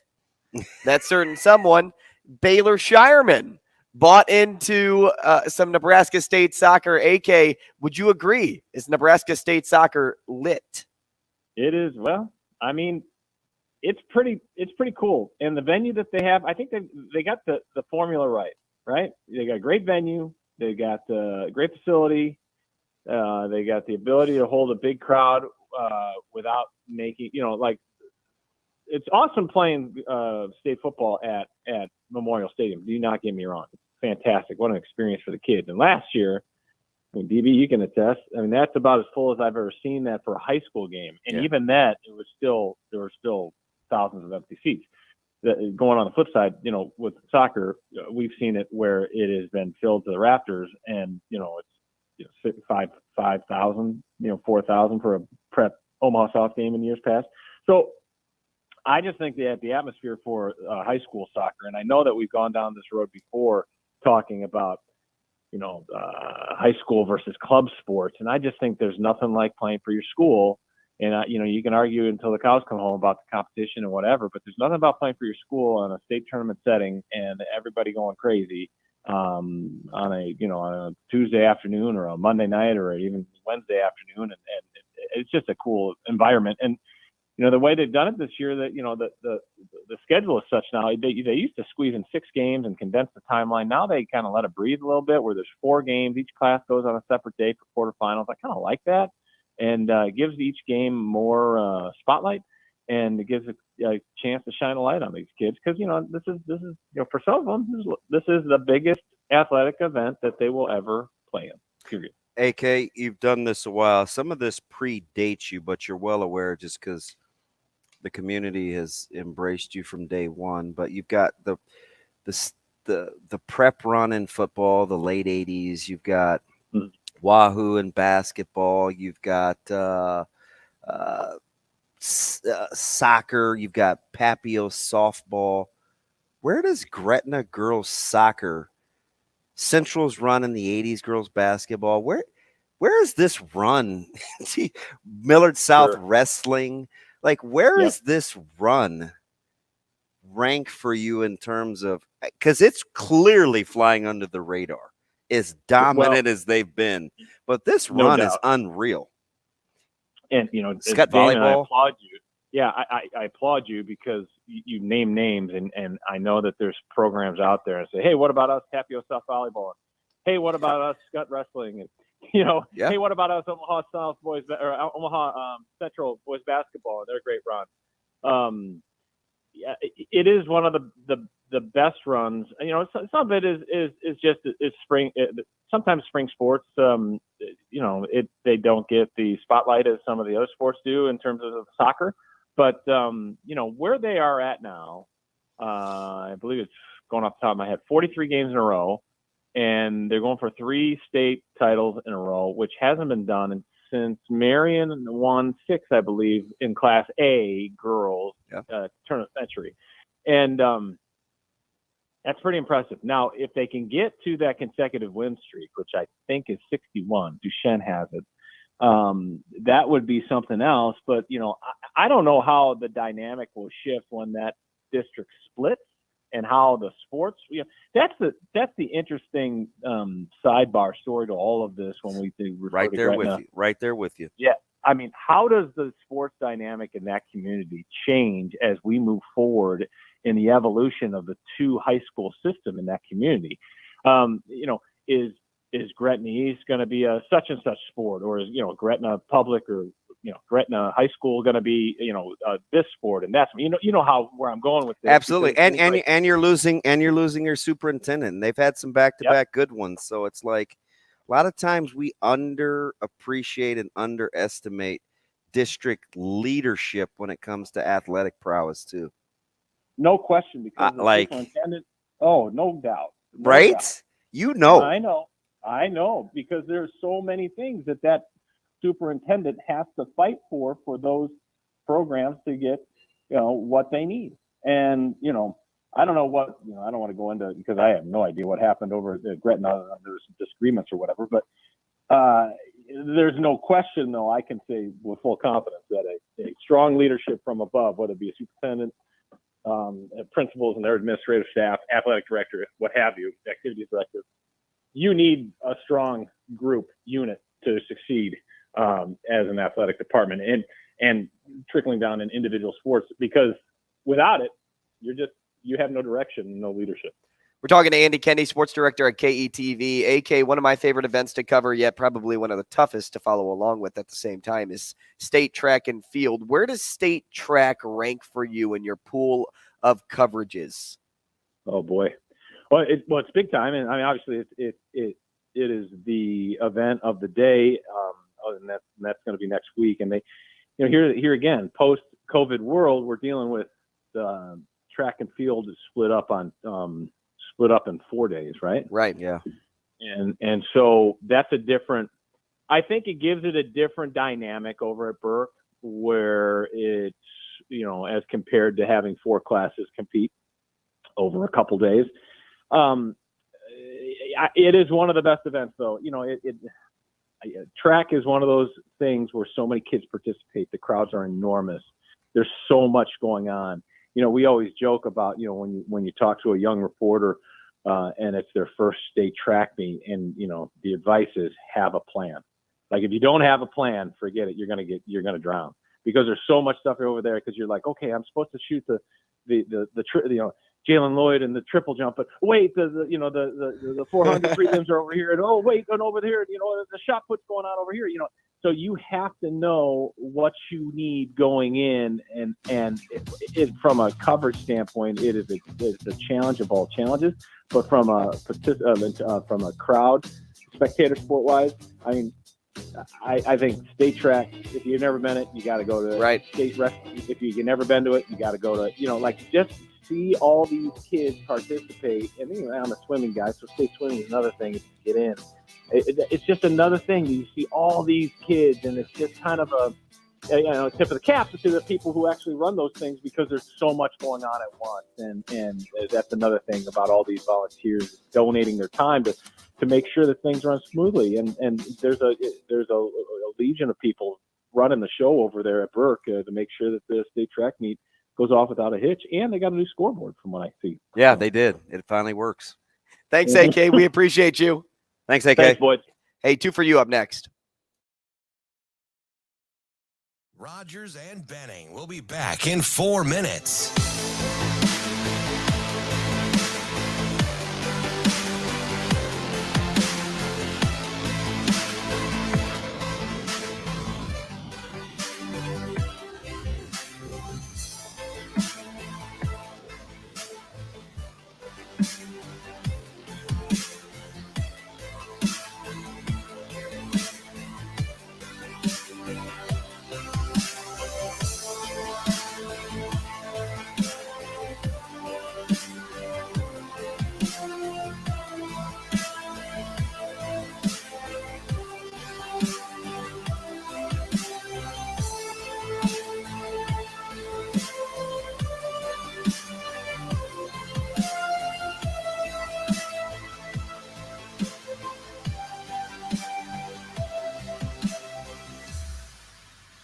Rogers and Benning will be back in 3 minutes.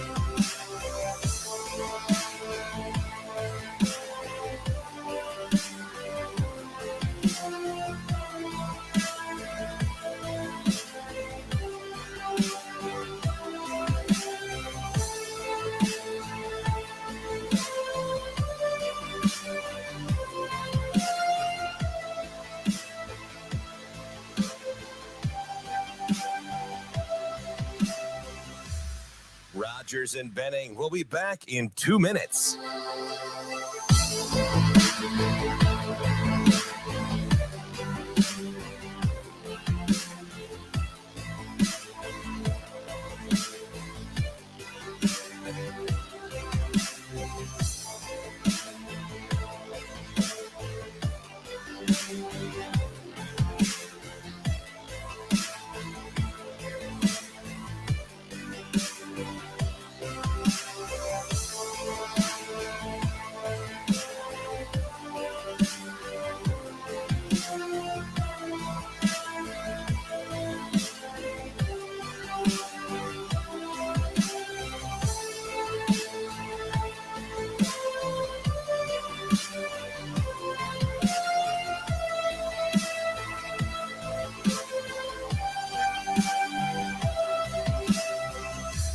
Rogers and Benning will be back in 1 minute.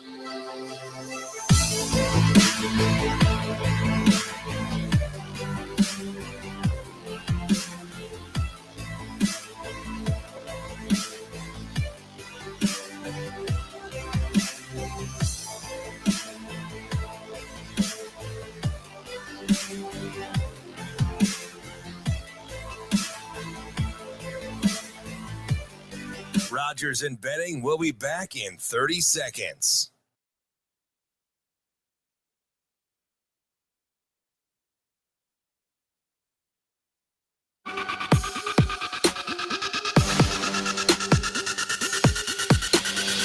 Coffee and Cream with Rogers and Benning on Hail Varsity Radio.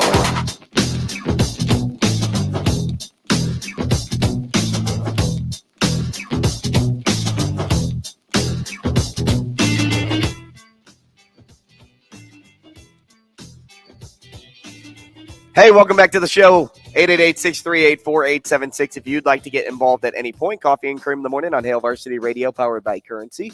590 ESPN Omaha. We're live on Twitter, live on YouTube, and we appreciate you at all points joining the show. Damon Benning, Andrew Rogers. We'll see about getting a two for you maybe try at 9:30 if we don't get to it in this segment. Again, we're talking to Sean McIndoe at 9 o'clock. Little NHL playoff action. And then we are also speaking with Eric Sorensen, college baseball writer for D1 at Stitchhead Baseball at Stitch_head. But you are absolutely right on that point. Now, the reason we are postponing this in the meantime is because we have a caller, somebody that I have yet to speak to, but DB has spoken to a lot over the years. Kool-Aid Steve is on. What's up, man? Well, not much. Is James there? Yes, He Kool-Aid is here. Steve, man. How have you been? Well, actually, pretty well. You know, I Awesome. moved up to South Dakota, 2.5 years ago, Yeah. and to get away from people, pretty much. I like animals more than my fellow human being. So the fishing has been tremendous. The last 3 weeks. Really? So I've been out. Oh, yeah. The walleye are really going good up here. So it's funny. Last night we had a recruiting deal, and so there were a lot of folks in meeting with the high schools, and had folks from Augustana and Sioux Falls and Northern, and a lot of schools right down your corridor. And you know what guys always talk about? the hunting and fishing. I mean, it's it's paradise up here. I actually built a place 2.4 miles from Lake Francis Case. Oh my gosh. I can literally be at the boat ramp in 5 minutes, So I lost a bunch of weight. Well, not a bunch. I got a long way to go, but I lost 50 pounds. Oh, congratulations. Congratulations. How can I ask without getting too emotional how you've been since Mom? Well, I'll tell you what, it was, and it's coming up on a year anniversary. And, I never got married. I don't have any brothers and sisters. My dad and I weren't close, and he passed away a while back. So, my mom and I, since she got dementia, I was pretty much took care of her. Whenever she called, I was at her beck and call. Yeah. And I'm really, really glad I was able to do that the last 5 years of her life. Fantastic. She used to call me and say, "Hey, sonny boy, I feel like pizza and beer. Come pick me up." Okay, Mom. Gotcha. I'll be there in 30 minutes. So, it was, her quality of life wasn't getting any better. And, it's sad to say, but there's quality of life and then there's life. And she wasn't getting any better. And, it's the circle of life. Right. But, so, when we were in the market for a coach, I was railing everybody, we got to hire Deion Sanders. He's the guy, and I'm shocked. Are you serious? Well, I'm positive. Hell yeah. I did not see that coming. Well, yes, I know there's a big back to me, whatever. It is what it is. But, yeah. I did my due diligence. Searched all his interviews. Yeah. And, he's not, the coach is not the player. Mm-hmm. He's not, and like he says, there's Deion Sanders and there's Prime Time. Now, Prime Time, I'm not a Prime Time fan, right? Mm-hmm. The me, look at me stuff. But the way he talks to his players, holds them accountable, that's, I bought into it. And the way he can recruit, I mean, the things that he could have done here would have been phenomenal. And I don't, there was never an official, visit for him. Mm-hmm. But I was told that he flew into Omaha and took a limousine down to Lincoln and met with boosters. I don't know whether that's true or not. I don't think that Nebraska boosters and the general public is ready for an outspoken black coach. Mm-hmm. My own opinion. And I'm sure you're surprised that I would be on board with that, right? That's kind of why you I'm surprised to hear that. Mm-hmm. But him and Rule are going to be compared and joined at the hip since they started the same year. And I actually called your old station. One of my friends told me they were talking on Monday that, Kool-Aid Steve hadn't called in. So I called yesterday, and the two new guys, I don't even remember what their names were. all they know is me by Kool-Aid Steve, right? Mm-hmm. So they think I'm this huge bandwagon drinking the Kool-Aid guy, and I had. Oh no, I got the proper backstory for it. Okay, yeah, no, I told him, no, I'm Kool-Aid Steve, the voice of reason. Who thinks with his head. Gotcha. So, and I told him, I think Colorado's going to beat Nebraska by 21 points. Whoa! Come on. Whoa! They don't have that many scholarship players yet, Steve. They lost half their team. And they lost half their team, and how was their team last year? So was that a great loss? Oh, good point. They did have one win. Okay, so but even the guys they brought in, he was starting to lose them. Well, okay, everybody can talk and talk and talk. And the proof's in the pudding. Now, Matt Rule, when this all went down, Urban Meyer wanted the job so bad he could taste it. And the way he was salivating when he was calling the games, placating to the fans about made me want to throw up. No doubt. But that. oh my God! I mean, so and I, I'm away. I'm 400 miles away, right? So I was told that Trev offered the job to Rule and he turned it down, right? And then he tried to hire a couple other people and then went back to Rule. Okay. Now, what I can't wrap my head around is I know he's a pastor or a preacher's son and he talks a good game. I listened to his press conference and, his wife said, oh, it's a sign that we need to be here and blah, blah, blah. Well, if that's the case, why did you not sign for a 5-year contract instead of an 8-year contract? And now you're getting $9 million a year. Because he wants to be here for a long time. Yeah, for $72 million. I mean, that's what good coaches. That's what good coaches get paid nowadays. And how good is he? He's great. If you look at his track record, he's perfect for this job. And so was Scott Frost. And what the? But Scott Frost wasn't a rebuilder. Matt Rule is. Oh boy. Oh Lord. Well, okay. How was he with Carolina, and how were they after? But NFL's completely different. A hell of a lot better. NFL's completely different. NFL's completely different, Steve. Completely different. You're looking at players that don't even need to be coached and don't want to be coached. He's just there to monitor. And he committed to his players too often, so he would always feel bad about having to let somebody go. He was never meant to coach in college or in the NFL. He's always been meant to coach in college. Okay, so what's your favorite flavor? Limeade or orange or grape? Because obviously you're drinking it by the pitcher. Hey, Steve, I got to tell you, I'll tell you this because I've been as transparent with everybody from the very beginning, and DB knows this.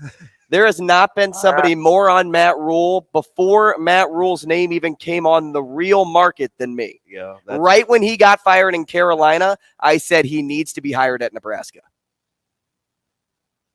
Well, okay, ask Damon when we hired Uncle Mikey, from Oregon State. I said, this is a freaking debacle. It'll never work. We should have hired Scott Frost.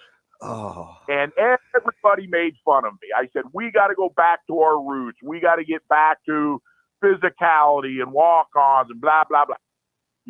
And it came to fruition that they hired him and it was a dumpster fire for whatever reason. Okay. All right, Steve.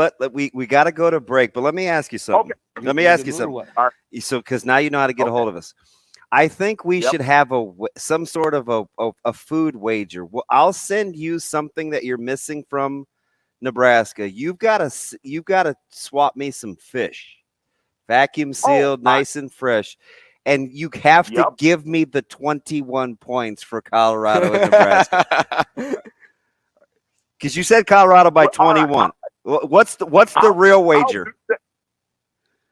Mama's Pizza. Okay, fair. Can I be in on this? I like fresh fish too, Steve. Can I be in on this? You bet. So 2 hamburger pizzas that they can bake them like half baked. Yep. Because my girlfriend just brought me one up about a month ago. Okay. And I will send you guys each, how about 8 plays? Hey, that'll work. Sounds good to me. You're Let's the man, do it. Steve. Appreciate it. Good to hear Thanks from for you, calling, buddy. man. All right. This was fun. All right, we'll talk to you later. Thanks. Kool-Aid Steve. The Kool-Aid is a misnomer. I can't wait to talk to Happer. I'm going to buzz his rear end. That's our guy, though. Goodness. Everybody loves to. Man, I'm happy we postponed 2 for you. Sean McIndoe up next. Rogers and Benning will be back in 4 minutes.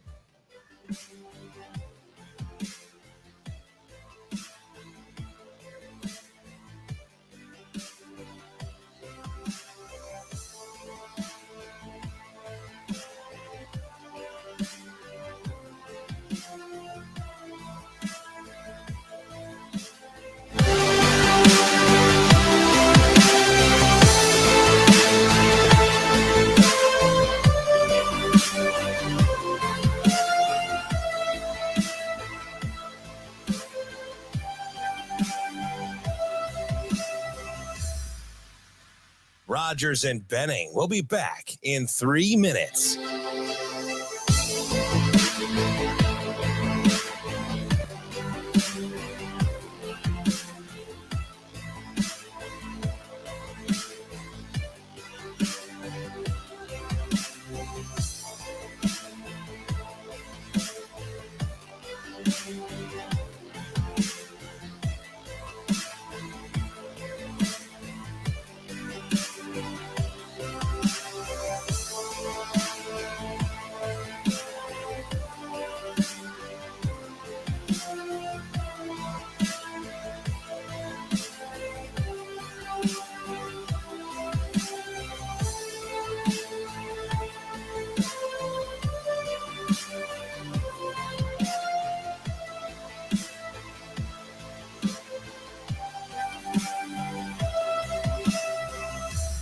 Rogers and Benning will be back in 2 minutes.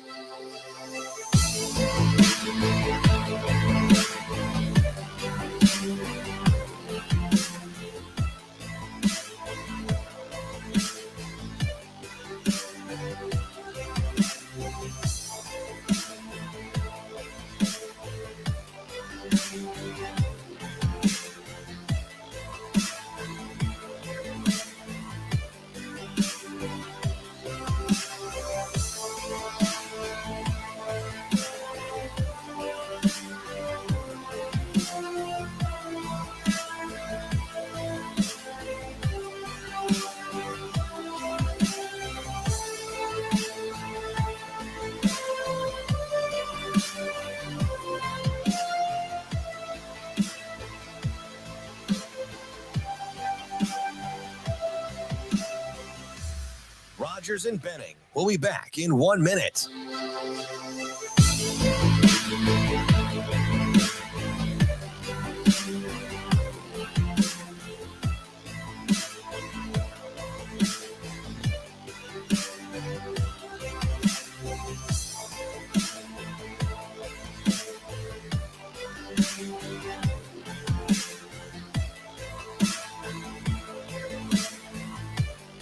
Rogers and Benning will be back in 30 seconds.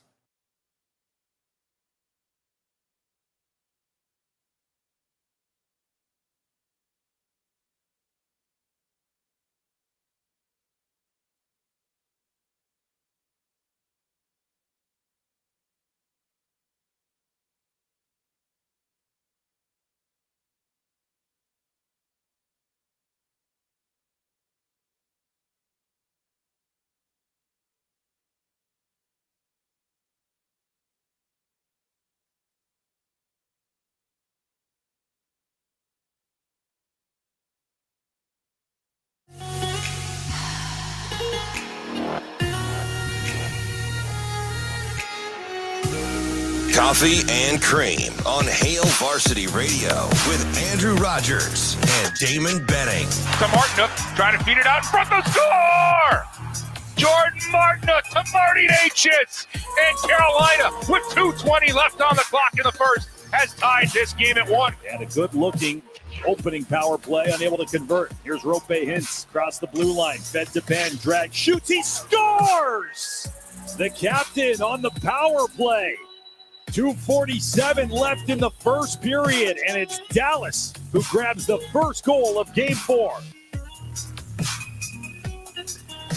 Man, there are games when I watch Dallas and I'm like, okay, they're going to win this series. And then there are games where I watch the Kraken and I'm like, there's no way they lose this series. Is it so? Have the Kraken surpassed the Golden Knights with the best open in hockey? It is sensational. You hear the monster noises. Do they have the advantage because they are the newest team, and because they're the newest team? It's just a sweet intro. I mean, if you do what you do. Okay. Well, we'll talk to Sean McIndoe. I like. Oh, nice play on that one. Aired out. We are going to bring him in now. Sean, good morning. Good morning. Continuing the greatness of the folks with the Athletic. Like, this is And I'm not shilling, I swear, but we do have a couple of close friends, Bruce Feldman, Max Olson, Mitch Sherman, like on a personal level, like the athlete, you guys, your versatility is flat out impressive. Not along with the app too, which is pretty user friendly. It's like being on an all-star team, just superstars everywhere, and you've got the backup utility infielder on the phone. Well, I tell you, that's just happy to be there. all right, well, listen, so that's a beautiful segue because my partner was just saying, gosh, sometimes the Stars, they seem like a team that looks unbeatable, and other times they just lay these eggs. But a lot of that has to do with the team that you could have been describing with your open. Not a ton of stars. They got a lot of utility people. How in the world, in your opinion, have the Kraken been able to pull this off up to this point? Yeah, I mean it's been real impressive, and on some level, I'm the worst person to ask because I've been wrong about this team all year long. And I think certainly most of us were wrong about them at the beginning of the season. You looked at them after last year; they did not have a good year. Didn't go out and make a bunch of jaw-dropping upgrades by any stretch. So you're looking at them going, okay, it's going to be another season of slow but sure building. They've got a plan. It's a long-term plan, et cetera, et cetera. And then they come out of the Great Gate. They look like a contender. Some people got on board. I didn't. I was still saying, these guys, they probably won't make the playoffs. And then they made the playoffs, and I said, well, you know what? This is a great story. But they're going out in the first round. Colorado's going to just kick their doors in. There's no chance these guys are taking out the defending Stanley Cup champions. And then now here we are, round two. And they're giving the Dallas Stars team everything they can handle. The thing with Seattle is if you were to sit there and say, okay, who's the star on this team? Who's the best player? There isn't one. You can't answer that question.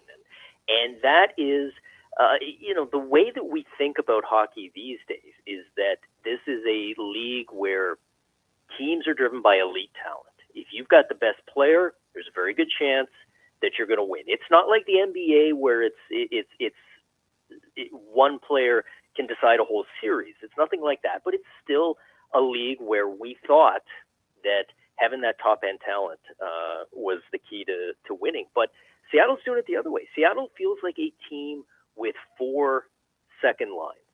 Normally in hockey, you got your first line, second, third, fourth. Seattle doesn't have that line. They don't have that star. They don't have those 3 stars. But who do you shut down? If you're Dallas, you're playing Seattle Kraken. Who do we go out there and focus on? You can't because it's like playing whack-a-mole. You take one line out, you neutralize them with your defensive players and strategy, 3 more pop up. And it just feels like it can be exhausting playing these guys because for 60 straight minutes, they've got somebody on the ice who can do damage. Now, we talk a lot about goaltending too, Sean, and how far that brings a team, especially throughout the playoffs. You have like Ottinger, who has really good nights, but then sometimes is just off. You have Grubauer, who for the most part has been having some really good games, and this is after a pretty poor regular season. Then you go, over into the East, and you see what the Hurricanes have been able to do. You've seen what the Panthers and Bobrovsky have been able to do. All that being said, whose goaltending do you trust most right now? Yeah. And because of that, do you think that gives that team the advantage of being/winning a Stanley Cup? Especially with no Samsonov. Yeah, I mean, this is the thing, right? I mean, due to injuries, we are now at a point where all 8 teams left have used 2 goaltenders, which is rare in the NHL. Usually, again, the old way of thinking is you want that one guy. You want to ride the one guy, and there's even a cliche in hockey that says if you got 2 goalies, it means you don't have one. Yet, look at the goalies who are already out. Andrei Vasilevsky was awful in round 1. Mm-hmm. He's gone. Igor Shesterkin's gone. Ilya Sorokin's gone. All the guys that you would consider the quote-unquote best goalies in the league. Linus Ullmark's going to win the Vezina. He loses in the first round. If I had to pick a guy, I'm picking Jake Ottinger because he's got not just the playoff resume, but he was very, very good in the regular season. I will take him over a Philip Grubauer or a Sergei Bobrovsky or somebody like that who is heating up right now. And Bobrovsky obviously has the ancient history of Vezina trophy. has not been good for a few years. Goalies can get hot. Goalies in the NHL can get hot very quickly. They can get cold real quick. Maybe we saw that with Seattle last night. I'll take the guy who's got at least a little bit of the established track record. But, again, look at who we're talking about. The guy with the track record is the young goalie who's basically been doing it for 2 years. This is what we're down to in the NHL. Maybe goaltending just does not matter as much as we think it does. And so far in this playoffs, it hasn't mattered very much right up until you absolutely need it, and then it's everything. Does that lead you to believe that Dallas will represent the West then in the Stanley Cup Finals? I still think Dallas is winning this series, and again, that comes with the caveat that I'm wrong about Seattle all the time. I like Dallas to win this series. Whoever comes out of that Vegas-Edmonton series is going to be a real good team. Edmonton was my Stanley Cup pick. Mine as well. I had Edmonton over Dallas in the conference final, so I guess on one level I got to stick with that, even though Vegas is leading that series. I think I would probably make Dallas a slight favorite over Vegas if that ends up being the matchup. But if it comes down to Dallas-Edmonton, especially since that will have meant Edmonton will have heated up a little bit in the second half of that series with Vegas, they'll be coming in with some momentum. I think I still pick Edmonton. But if I'm a Dallas fan, absolutely, I'm looking at this saying that the field is wide open and we can absolutely be a favorite to win the Stanley Cup this year. Now, this is going to sound crazy because of the hoopla that he came in with. But you fast forward, it's been 8 years. And he had the tumultuous time in Buffalo where people were waiting for him to be the next great one. Despite the 27 goals and whatever it is, 39 assists, did we forget what Jack Eichel came into the NHL with in terms of his skill set? It seems like for a stud, he's flying way under the radar. It does feel that way. And, some of that was the fact that he went to Buffalo. And, look, Buffalo was a great hockey market, absolutely fantastic hockey market. But the team itself, not very good. He wasn't able to single-handedly lift them into the playoffs, all sorts of other problems there. And then, he had the injuries too and, missed some time. And it feels like last year he says, okay, you know what? I'm done in Buffalo. I want out. Something that we don't see a lot in the NHL these days, but he basically says, you got to trade me.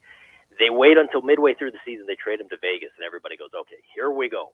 Here's the big Jack Eichel coming out party. He's going to establish himself as the star. And he comes back from injury, and he's good, but he's not great. And stunningly, the Vegas Golden Knights don't make the playoffs. And so now you're into year 7 or whatever. We've never seen Jack Eichel play a playoff game. And you're right. We all kind of start to move on to the next thing. We start going, what about this Jason Robertson kid? What about this David Pasternak? And Jack Eichel sort of takes his spot a few steps back in the line. And now he's got the shot to reverse that narrative. He's finally in the playoffs. He's playing well, not dominant by any stretch yet, but a guy who is finally getting that opportunity to shine. And look, if you want to see Jack Eichel reemerge as a superstar, what better matchup than to put him against the Edmonton Oilers, against Connor McDavid, that guy who was the number 1 when Jack Eichel was number 2. Here's his chance. Not to show the world that he's better than Connor McDavid. Nobody is. But to show the world that maybe he at least belongs in that conversation when you're talking about the very best players in the league. Maybe I'm seeing what I want to see because I believe what I want to believe, and that's I picked the Oilers to win the Cup. But it seems like Vegas is living on borrowed time. Draisaitl's getting – I mean, just the way and the onslaught with what's happening offensively – there seems like there's going to be a rush coming. Or have we done this long enough with Vegas where winners and winning franchises just win? Yeah, I mean, it's tough to say, right? Because they got so many good looks at it. Yeah, I mean, the Oilers offensively, we know that they're a powerhouse. We know that they're going to be a load for anybody. And the stuff that Leon Draisaitl is doing right now is literally at a level we've never seen before in playoff hockey. This is supposed to be when it gets harder for the elite skill guys, and instead he's just out there making it look easy. Everything he touches is going into the net. Now, if you're Vegas and you want to have the pessimist view, you're looking at this going, we're playing with fire. We're going to get burned here. The flip side is, I think you can look at this if you're Vegas and say, okay, you know what? This guy just went on an all-time heater, an absolute all-time heater. We took their best shot. We just took their best shot, and we're leading the series still. This is, I mean, is Leon Draisaitl going to get better in the rest of the series than he has been in the first 3 games? No, he's not going to. Is Connor McDavid going to get better? That's when you start to worry a little bit and go, yeah, you know what? He probably can, yeah. Maybe he goes nuclear on us, and then we're in big trouble. Obviously, with Vegas, they've got the goaltending situation with the injury. Laurent Brossoit gets hurt. Aiden Hill comes in, plays fine, but you never want to lose a goaltender to injury in the playoffs. That series still feels like it's got a lot of runway left. But if I'm Vegas, there is a part of me going, hey, you just punched me in the mouth as hard as you can, and I'm still leading this series. Maybe we feel okay about this. Hey, Sean, which team trailing in their series currently do you think has the best chance to come from behind and take it? Well, I mean, it's the easy thing to say there is to point to Vegas because they're only down 2-1, right? I mean, New Jersey down 3-1, especially after that loss. They're last getting night. drubbed though. Yeah, and it happened in round 1 too against the Rangers. It's been a pretty stunning. When New Jersey loses, I guess what you can say is if you're a Devils fan, hey, when it's not your night, early because they're down 4 goals right away. You just turn off the TV, go do something else. So it doesn't feel like that comeback's going to be available there. But we would have said that against the Rangers in round 1, and they were down 2-0. But this Carolina team is really something. And they're flying under the radar. Different. They're the least talked about good team, and they have been for a few years. And it's like, yeah, but we always say yeah, but with Carolina. Yeah, Carolina's been the sort of underground pick, the analytics darling, the one that all the smart people would say, don't worry about the record. Here's all the numbers that show that this team is really dangerous, and they've, I don't want to say they've underachieved in the playoffs because they've certainly had some success, but we haven't seen it all come together. But then this year, it felt like a lot of people finally were, they finished with the second best record in the entire league. You're thinking, okay, this is their year. But then they run into all the injuries, right? They're losing guys left and right, and it just felt like, okay, maybe this is just not the year because they just had so many guys get hurt. I guess they missed the memo because they look really, really good. So I don't see a New Jersey comeback in the cards, and then that leaves us with the good old Toronto Maple Leafs, who gosh, of all the teams that are trailing, it's funny. You look at the other 3 series that we've talked about, blowouts every night, 5-1, 8-4, just no close games. This series has been close all the way. Every game's been, basically 1-goal games, and yet it's the most lopsided series as far as the results. In some sense, you could look at that series and go, Leafs have been the better team 2 out of 3 games. It's come down to 1 goal here and there.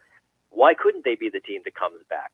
But to win 4 straight in the playoffs against a team as good as Florida that is red hot right now, and with all the ghosts and the baggage that Leafs carry with them, it's tough to imagine that playing out. Sean, let me get you out of here on this. At least last question for me. How close are we to the Leafs, right? Because you talked about the baggage. We know about M&M with Marner and Matthews. And, man, how close are we? They remind me a little bit of the Celtics in the NBA with all that youthful talent, but can't get over the hump. The payroll, how close are the Leafs to having to do something different, especially now with Wall in net? Yep. Well, I think we're here. I think this is a situation where it's been the running theme with the Toronto Maple Leafs for the last few years, going back to certainly 2 years ago. They go into a series against Montreal, huge favorites, everything set up for them to win. They're up 3-1 in the series. Everybody's just already written off Montreal. The Toronto Maple Leafs blow it. And a lot of people say, okay, at this point, it had been 4 straight years they hadn't had playoff success. Time to make changes. And Kyle Dubas, the GM of the team, said, no, absolutely not. At his postseason press conference, he said, don't even think about it. We're not breaking up the core. We believe in this team. We're running it back. And then they lose again to Tampa in a series where, they're a little bit better. It's not quite the same collapse. But again, people saying, this is it. It's got to change. Kyle Dubas says, no, it's not going to change. I believe in this group. I can't imagine them being able to play that card again this year. Not in that market. Certainly if they get swept tonight. I just can't imagine whether it's Kyle Dubas or somebody else. I can't imagine that there's not a coaching change, that there isn't some sort of move to break up the core of that roster. And again, you never want to make the trade just for the sake of making a trade. You don't want to go out and give guys away.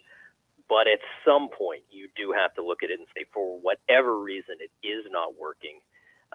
We've got to do something, because otherwise, at some point, you just keep running it back and getting the same result over and over and over again. You're wasting the prime of some real good players.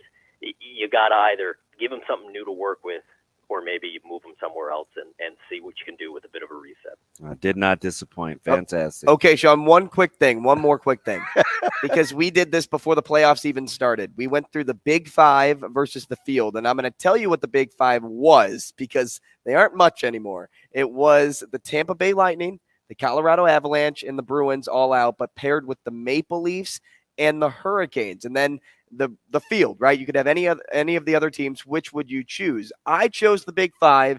DB chose the field. Is it weird for me to say I'm still comfortable with my choice because of how well the Hurricanes are playing? And if you had to make that choice now, would you choose the Hurricanes and Maple Leafs over the rest of the teams? You know what? I think I've got to go with field at this point, because darn it, smart man. You know, 3 out of 5 are gone. The 4th one is about to be gone. I do like Carolina a lot. If you wanted to tell me Carolina is the number 1 team on the list right now, they're the favorites, I wouldn't necessarily push back too hard on that. But when there's going to be 3 other teams waiting for them there in the Final Four, I think I got to go with them, especially since I do think Edmonton still looks like a powerhouse if they can get up off the mat a bit here. Sean, we appreciate your time, man. Thanks so much. Right on. Thanks for having me, guys. Thanks, Sean. Sean McIndoe at Down Goes Brown on Twitter. Down Goes Brown. NHL senior writer for The Athletic. I still feel good about the Hurricanes. That's fine. I still feel good. You're going to be you're the Joel Lorenzi of hockey, because he liked the Suns to be able to bounce back, or to come back, right, in terms of teams he trusted over the Sixers. Now the Sixers go up 3-2. The Suns laid the egg. They go down 3-2. But we went through those lines too yesterday, and it was the 76ers that had the better odds to come back at. Yeah, they were. I can't remember what 275. I thought you said +1.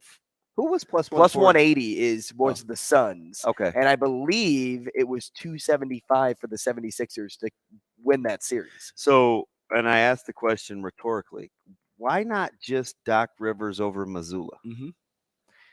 And you asked it kind of in a joking fashion, and then we thought about it, and it was a real thing. It seems like a real thing. Do you know what I mean? Mm-hmm. I don't. If the Celtics don't get this one done, shoot, they're like the Leafs. They got to break this thing up. Yeah.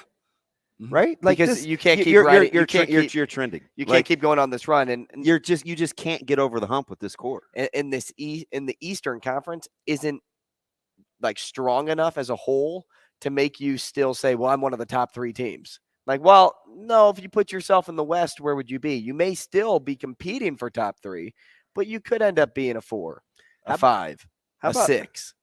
How Jokic just passed Wilt Chamberlain for triple doubles in the postseason as a center. Kind of under the radar too. Just does it seamlessly, and they drub them.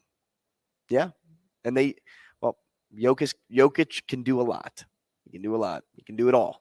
I saw him bury a 3, and I'm like, man, this guy looks like he shoots 3s on the daily. Listen, his touch, or golfers would call it deft, but his touch is unbelievable. The little runners, the one-hand floaters. He takes contact and just throws up something acrobatic. Shots. But he has the worst supporting cast outside of Jimmy Butler. Mm-hmm. And it doesn't matter. It doesn't matter. Well, when you're that big and that dominant in the NBA, that's all you really need. You need size and you need skill, and he's got them both. I'm tempted to throw to make the 76ers their equivalent in terms of bad supporting cast, because Harden is Harden by name. Maxey. No, but you know what? He's sometimey. He is a sometimer, right? He's and no PJ's a sometimer. He's no different than like Murray. I think Murray's a little more consistent than Maxey. But you'd take okay. Would you take Porter over Maxey? Yes, I would. Okay. Would you take Murray over Harden? No. So, I would take Harden. So they're yeah. I'm with you. Okay, I'm with you. You got me? Yeah, so because I ended up saying, well, I guess MPJ is sometimey too. Yeah. But I'd still take MPJ over Maxey.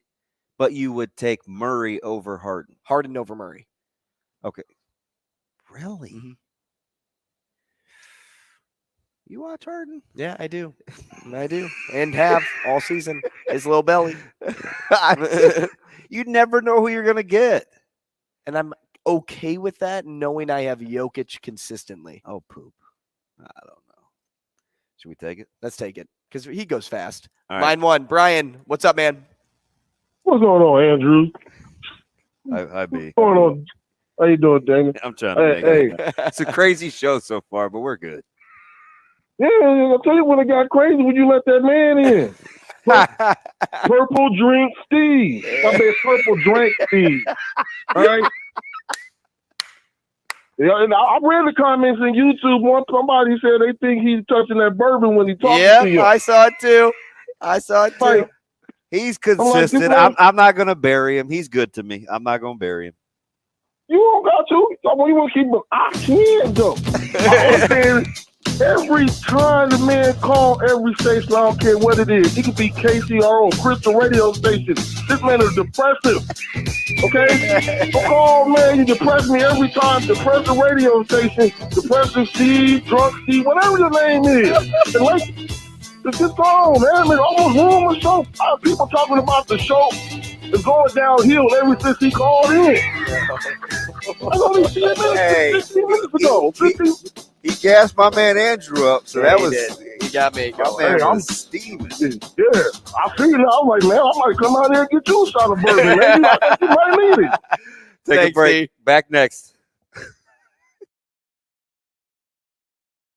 Rogers and Benning will be back in 5 minutes.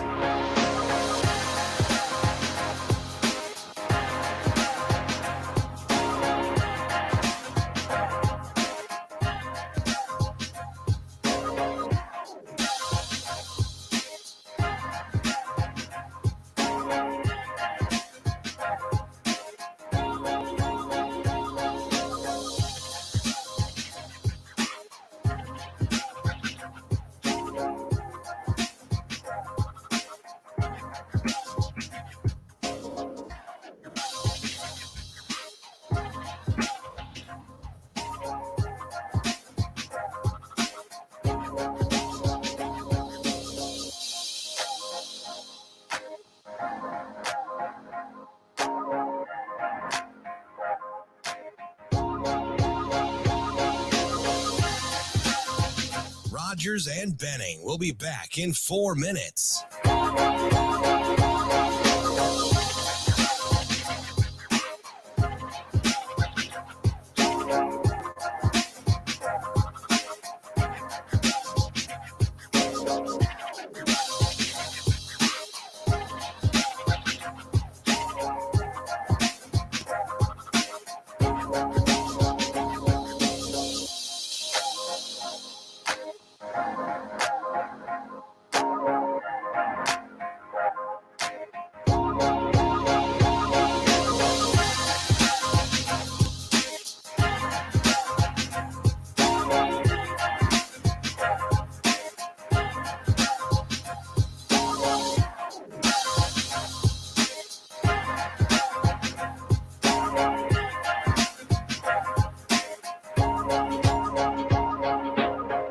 Rogers and Benning will be back in 3 minutes.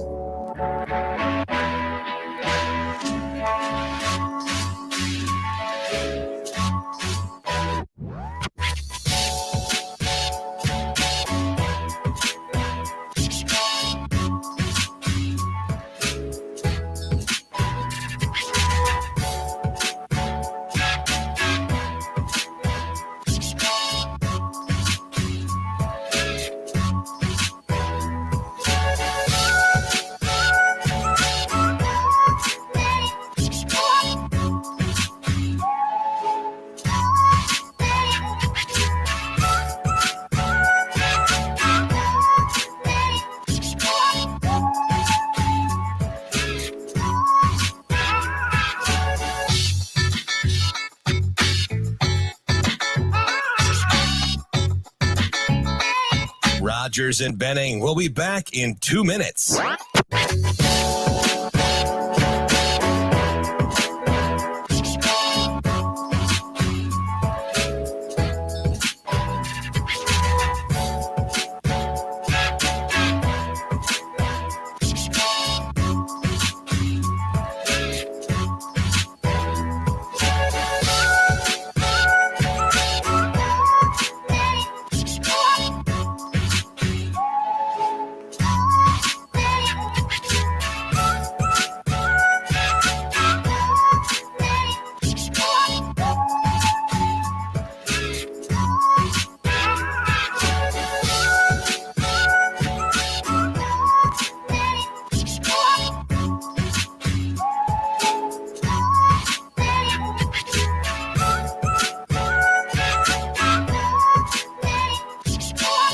Rogers and Benning will be back in 1 minute.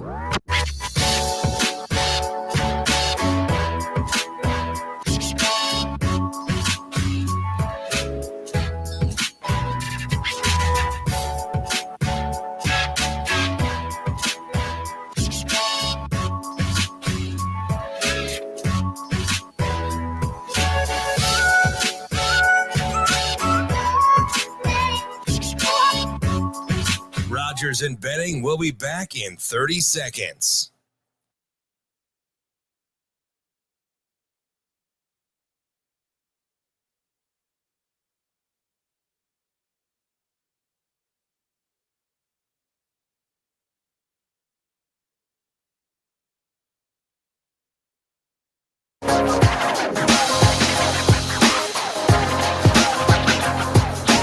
Coffee and Cream with Rogers and Benning on Hail Varsity Radio. Now, one of Damon's favorite games and one of Shane's favorite games. Is this the game where I have to write stuff down? Well, maybe not so much Shane. Yeah, Shane, this would be the game. Yes, it's 2 for you. All right, let's do it. Wow. And 2 for you, presented by Dingman's Collision Center. They're our presenting sponsor for the game 2 for you. They've been in the business for over 25 years here in Omaha. Family-owned, family-run local business. Work on all makes and models, 4 locations in the metro, along with the standalone mechanical shop at 120th and Maple. They're voted first place, best of Omaha for 18 years running. That's probably because they're some of the best people you'll ever meet over there. And also they have this give back program for every car repaired, which means you get to choose who they donate money to.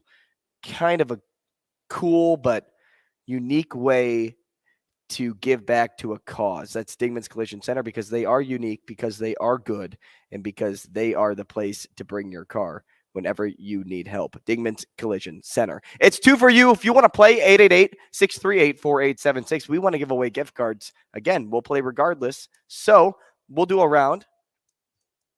Go ahead. Well, I was just going to say, you know what the specials are. I was going to let you finish. Oh, no. Oh, yeah. I would say we'll do a round, just us. And then if we get somebody to call, we'll play with you. The specials this week, if you're looking to maximize on the gift card, honey sriracha wings. I would recommend the upcharge for the breading. Get the sauce on the side. Highly Although recommend. if you get the breading, it will hold up to the sauce. It will not. It will be very crispy. Or Naked. Got to get them naked. Chicken bacon ranch pizza. See, I'm not much of a CBR guy, but I love chicken and bacon. I can only not ranch sauce. Like, that's the thing for me. I do think ranch is a smidge overrated, but it is typically what goes with CBR. Mm-hmm. Oh yeah, right. Well, without that, you'd have CB. Well, so and then some may put a D behind it. So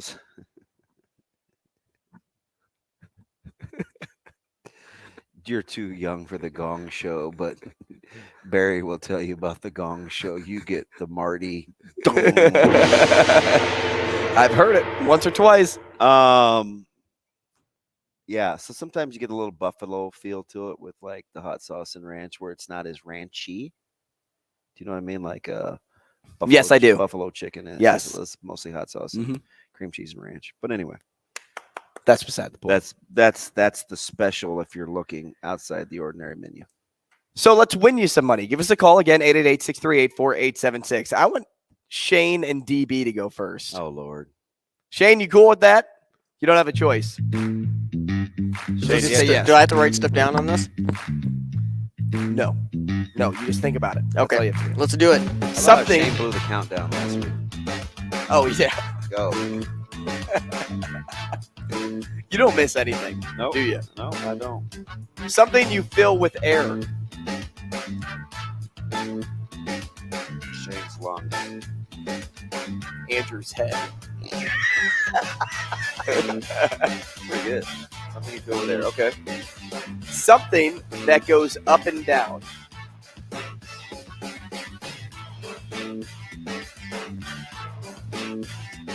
Okay.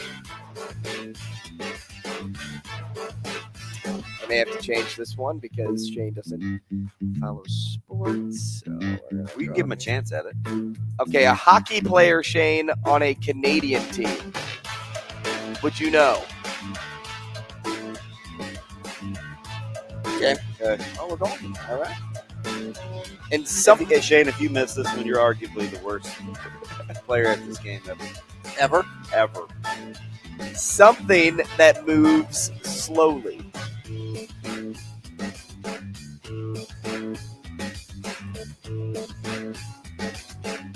Okay. Shane, you good? Maybe. Gosh. Something that moves slowly. Your thought process. I was about to say you in this game. Okay, go. Okay. DB, how comfortable do you feel? Not very. I'm going to guess 2 out of 4. Well, it's fine. That one's a gift card. That would win a gift card. Way to go, Shane. Yeah, it's All fine. right. It's like, what, 20% there? The eternal. 20%? Or are we talking about my shooting Yeah. ability here? Yeah.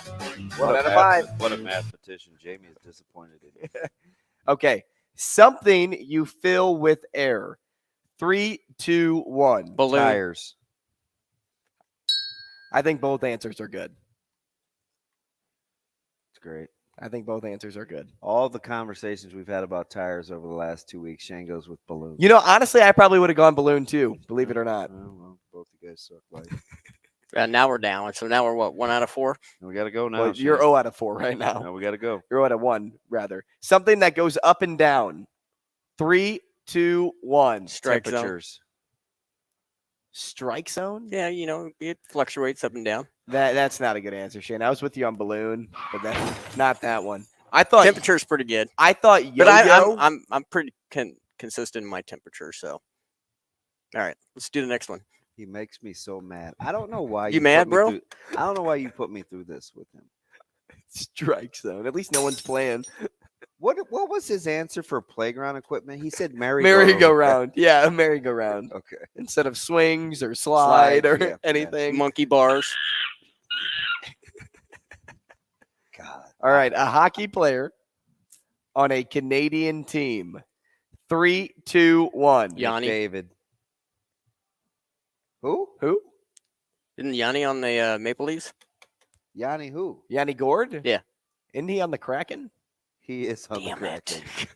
And why? And why Yanni of all guys? I misunderstood the question.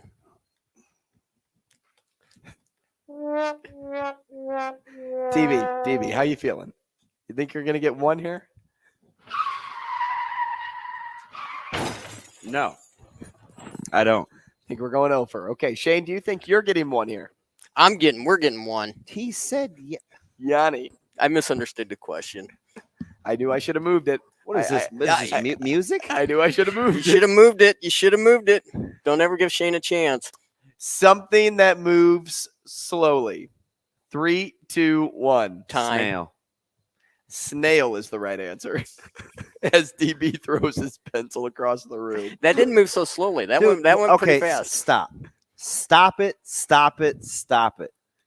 Time moves the same every day, all day. How does time go slow, fast, medium? Like, why would you say time?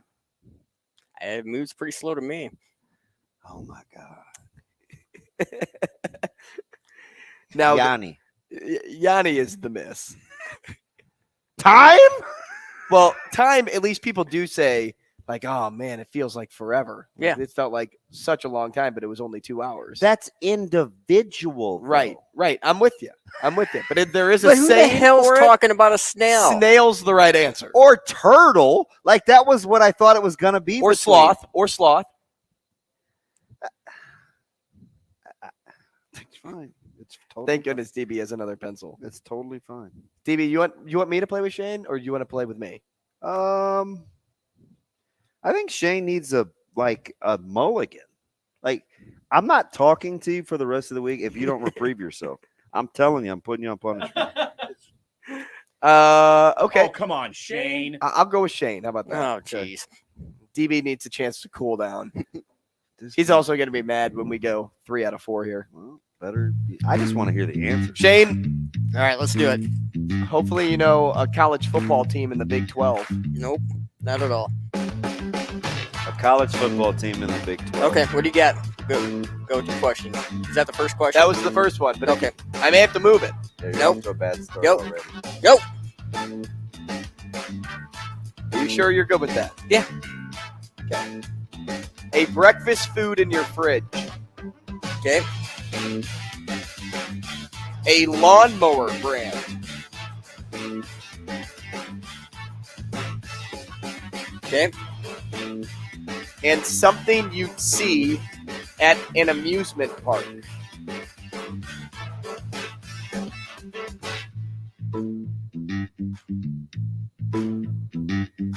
Okay. You're good. Okay. I'm worried about the first one. I don't think he's going to get my answer, but I'm not going to change Hey, you in it. a good mood or what? I'm not going to change it. DB, I'm going to need you to count it down for us. I got you. A college Should football. I be like Shane and just say go like last week? Go. A college football team in the Big 12. 3, 2, 1. Texas. K-State. I had Texas, Oklahoma, and then K-State is what I went with. Surprised you guys didn't say Colorado. That's probably a better choice. But Texas is the Texas hated. is a good one. Texas is the hated. Good idea. I wrote that down, and then I changed it to Oklahoma, and then I changed it to K-State. All right. So I feel a small wager coming on since we owe Shane lunch. No. He ain't trying to give it up. Nope. Will you guys even get one? Yeah. Yes, sir. I bet we get 2 out of the 3. Food? I want the pizza. Shane? All right, we're rolling over on time here, so we got to get rolling. Food? Let's do food. All I'll right, do me and food. you. Yeah. Food, right? Yeah. Okay. You're going to get 2. I'm going to say 2. Okay, we got to get rolling here. We're rolling Okay. past time. Breakfast see the food clock in moving. your fridge. 3, 2, 1. Eggs. Okay. Okay, Shane. Good That- work. that Good was work. that was your one. A lawnmower brand.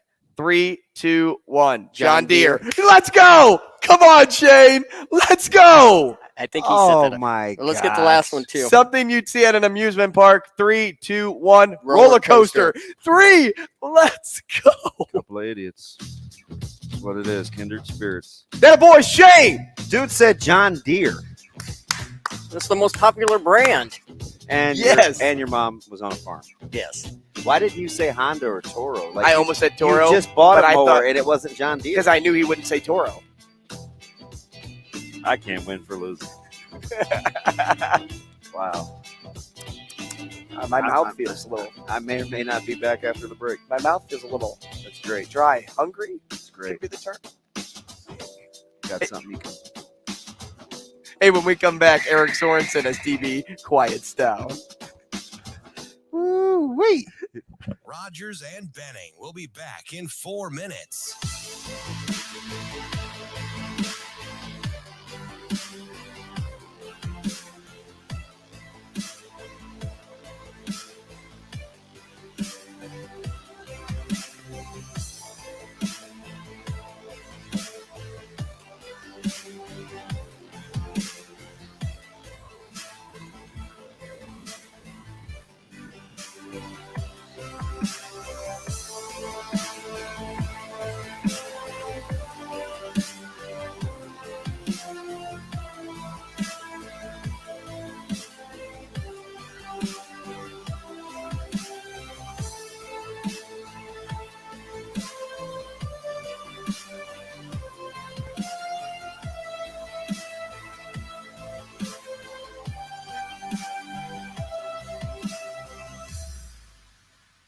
Rogers and Benning will be back in 3 minutes.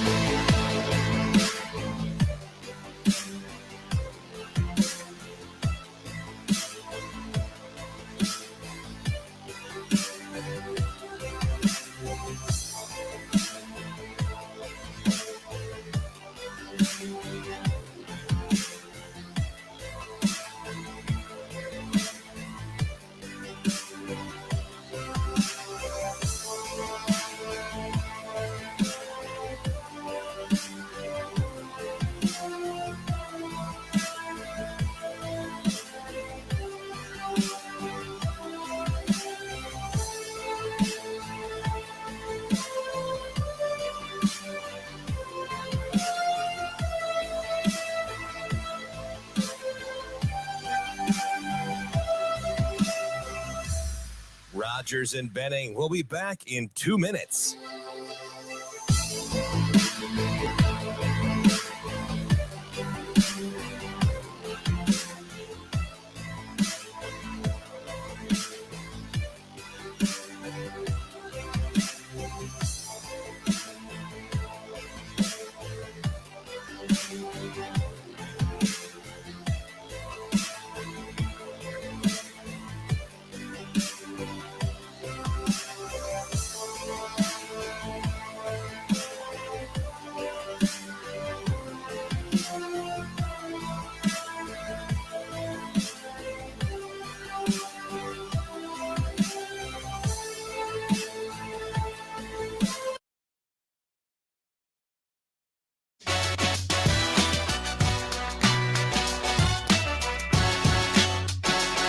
Coffee and Cream with Rogers and Benning on Hail Varsity Radio.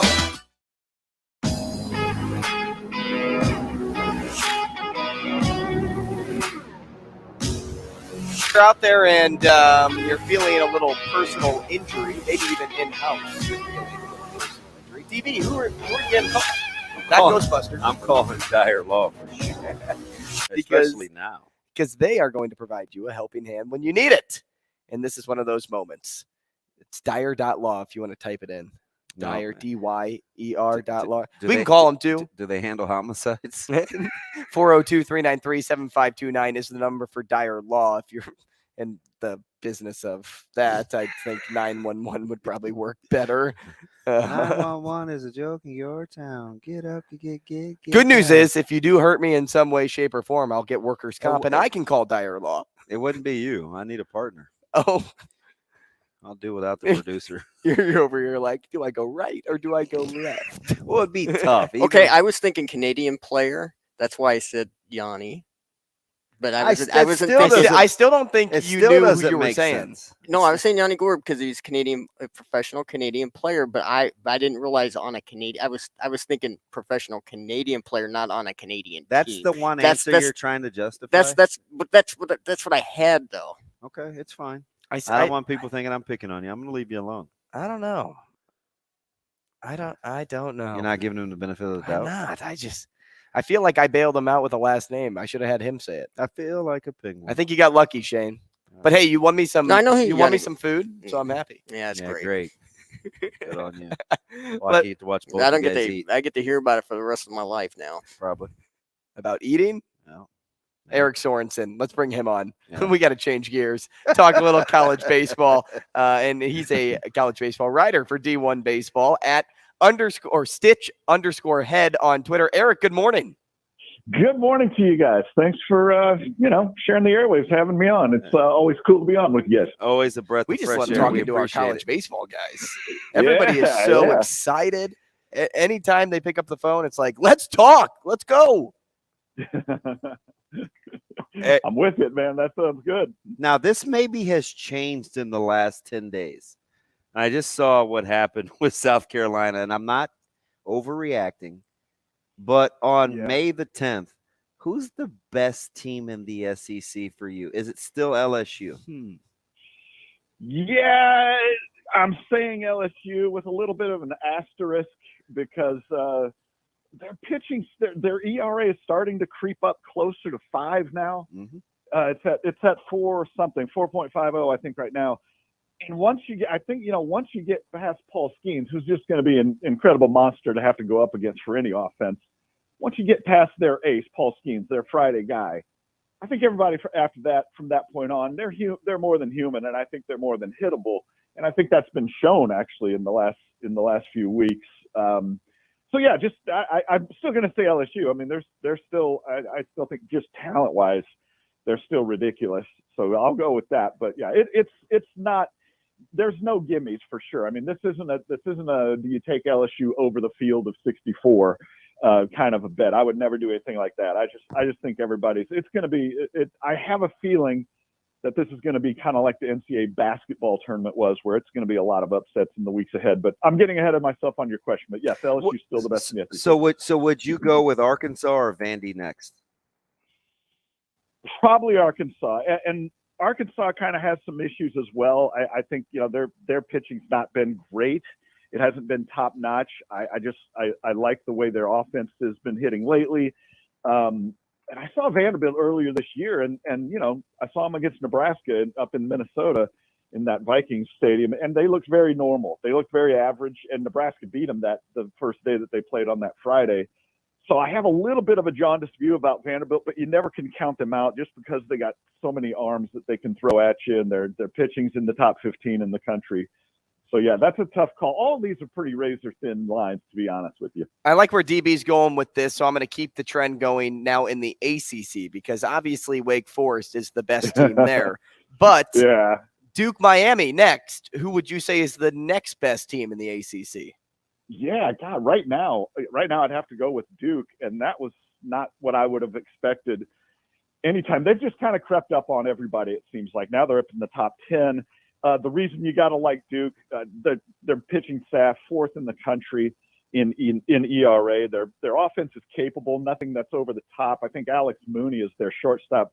He was a freshman All-American last year, and he's really played up to par this year. He's leading them in batting in the best on the team. So a lot to like about Duke. I like where their pitching's at more than anything. If you're gonna compare Duke and Miami, I'm going to take Duke's pitching staff over Miami's. Miami's team ERA is above 5, so I'm going to go with them all day on that one. Now, this next team lost a close one to Duke last week in April. They just beat my Chapel Hill Carolina bunch. You all in on Campbell? No. I think. Look, I think Campbell's a good story. It's great to see them ranked. What are they at now? Number 13 in the country. I'm not completely all sold on them. I have to admit, as I say that, I'm not exactly well hewned on their play. I haven't seen them play yet, but I just think the Carolinas in general. I mean, the baseball that's been played there has been really great this year. I mean, from Campbell to East Carolina to North Carolina to NC State, even Wofford. Yeah, they're on the cusp of maybe making the tournament, and of course Coastal Carolina. But all that kind of, I just think that it's been a great season out there. I'm just not completely sold on anybody being dominant or being unbeatable or anything like that. So, yeah, I'm not going to be completely sold on Campbell yet. But I will say they are definitely one of those teams. I mean, their offense is 10th in the country. They are one of those teams that will get into the NCAA tournament and will probably pull a shocker or two. They're going to break somebody's heart out there, I think, and that's the one thing I certainly like about Campbell. Well, they got my attention. They beat ECU 2-1 earlier. I think they have them coming up maybe in about a week or so. They got a smaller series first, but then they got another 1-game set against ECU. Like they played well against some top tier teams. Yeah, they've gotten some good wins about them. I mean, that's for sure, and it's reflected. Because their RPI is at number 19 now. And even at the start of the year, they beat a good Rutgers team right off the bat. I think that kind of got my attention early on is when they beat Rutgers, and in the fourth game of the year, they beat East Carolina in extra innings. That kind of got my attention early on, but they've beaten some good teams. And, when you play midweek games against East Carolina and Coastal Carolina Duke, you beat all these teams. And then midweek, the computer doesn't care if that's a midweek game or if it's a scrimmage. It's going to count it, and it's going to count towards your RPI, and that's why they've built up such a good RPI this year. FAU was the team in college basketball. Dallas Baptist seems to be the team in college baseball. Yeah. Really good pitching. Is Dallas Baptist all they're cracked up to be? See, here's the interesting thing about them. I saw them earlier in the season. They played a midweek game at Baylor. I caught up with Dan Hefner, former Creighton assistant Dan Hefner, that's by why the way. we follow him. Good call. Great call. Love that guy. Great call. I know my Creighton Blue Jays. But yeah, look, and I saw him and I talked to him, and he said, this year's kind of I don't want to use the word rebuilding, but we are kind of replacing some pieces. We got some guys that we like. We got some good pitching. I think we're going to be pretty good. He really wasn't selling it. He was kind of pulling a Bear Bryant on it. He really wasn't selling his team at all. And next thing you know, their pitching's like in the top 30 in ERA, and they're number 18 in the country.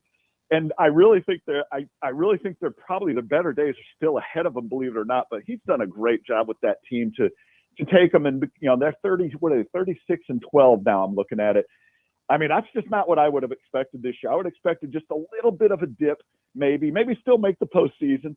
But here we are now. They're number 18, and then they're going to be playing against UT San Antonio this coming weekend, who's number 22. So that's going to be a great mid-major matchup between those two. And both those teams, Conference USA, really representing well. They're going to make the NCAA tournament. Again, these are going to be these two teams, kind of with Coastal and Campbell. Some of these teams I think are going to be teams to really watch in the NCAA tournament. That's going to break somebody's heart. Eric, I want to jump to the Big Ten because I think most would make the case. We talked to Kendall Rogers, and I think Fit agreed, Aaron, that the Big Ten is better top to bottom than when Nebraska first got to the conference, right? But let me ask you this. All right. So remember, Nebraska 12-13, they're playing the Big Ten championship in that conference at like a makeshift park. There were renovations going on in West Lafayette, and Illinois had the dominant staff, and a lot has changed. Let me ask you, should Ohio State be better at baseball in 20? Like what? Do you know where I'm going? Like what happened to Buckeye baseball? Because they actually spend a little. Oh, yeah. Yeah. In fact, I remember I went to see a game at Ohio State. I'm talking like 2005, I think it was. I was in town to go to the Frozen Four in Columbus. And I went to a game there, and it was just a random Sunday afternoon game against Purdue. And there were like almost 2,000 fans there in a stadium I had no idea was that nice. Yep. Bill Davis Stadium is really sweet. It's a great facility. Yeah, you're right. They spend money on this program. And I don't know, they just haven't gotten it together. Now, here's the thing I will say.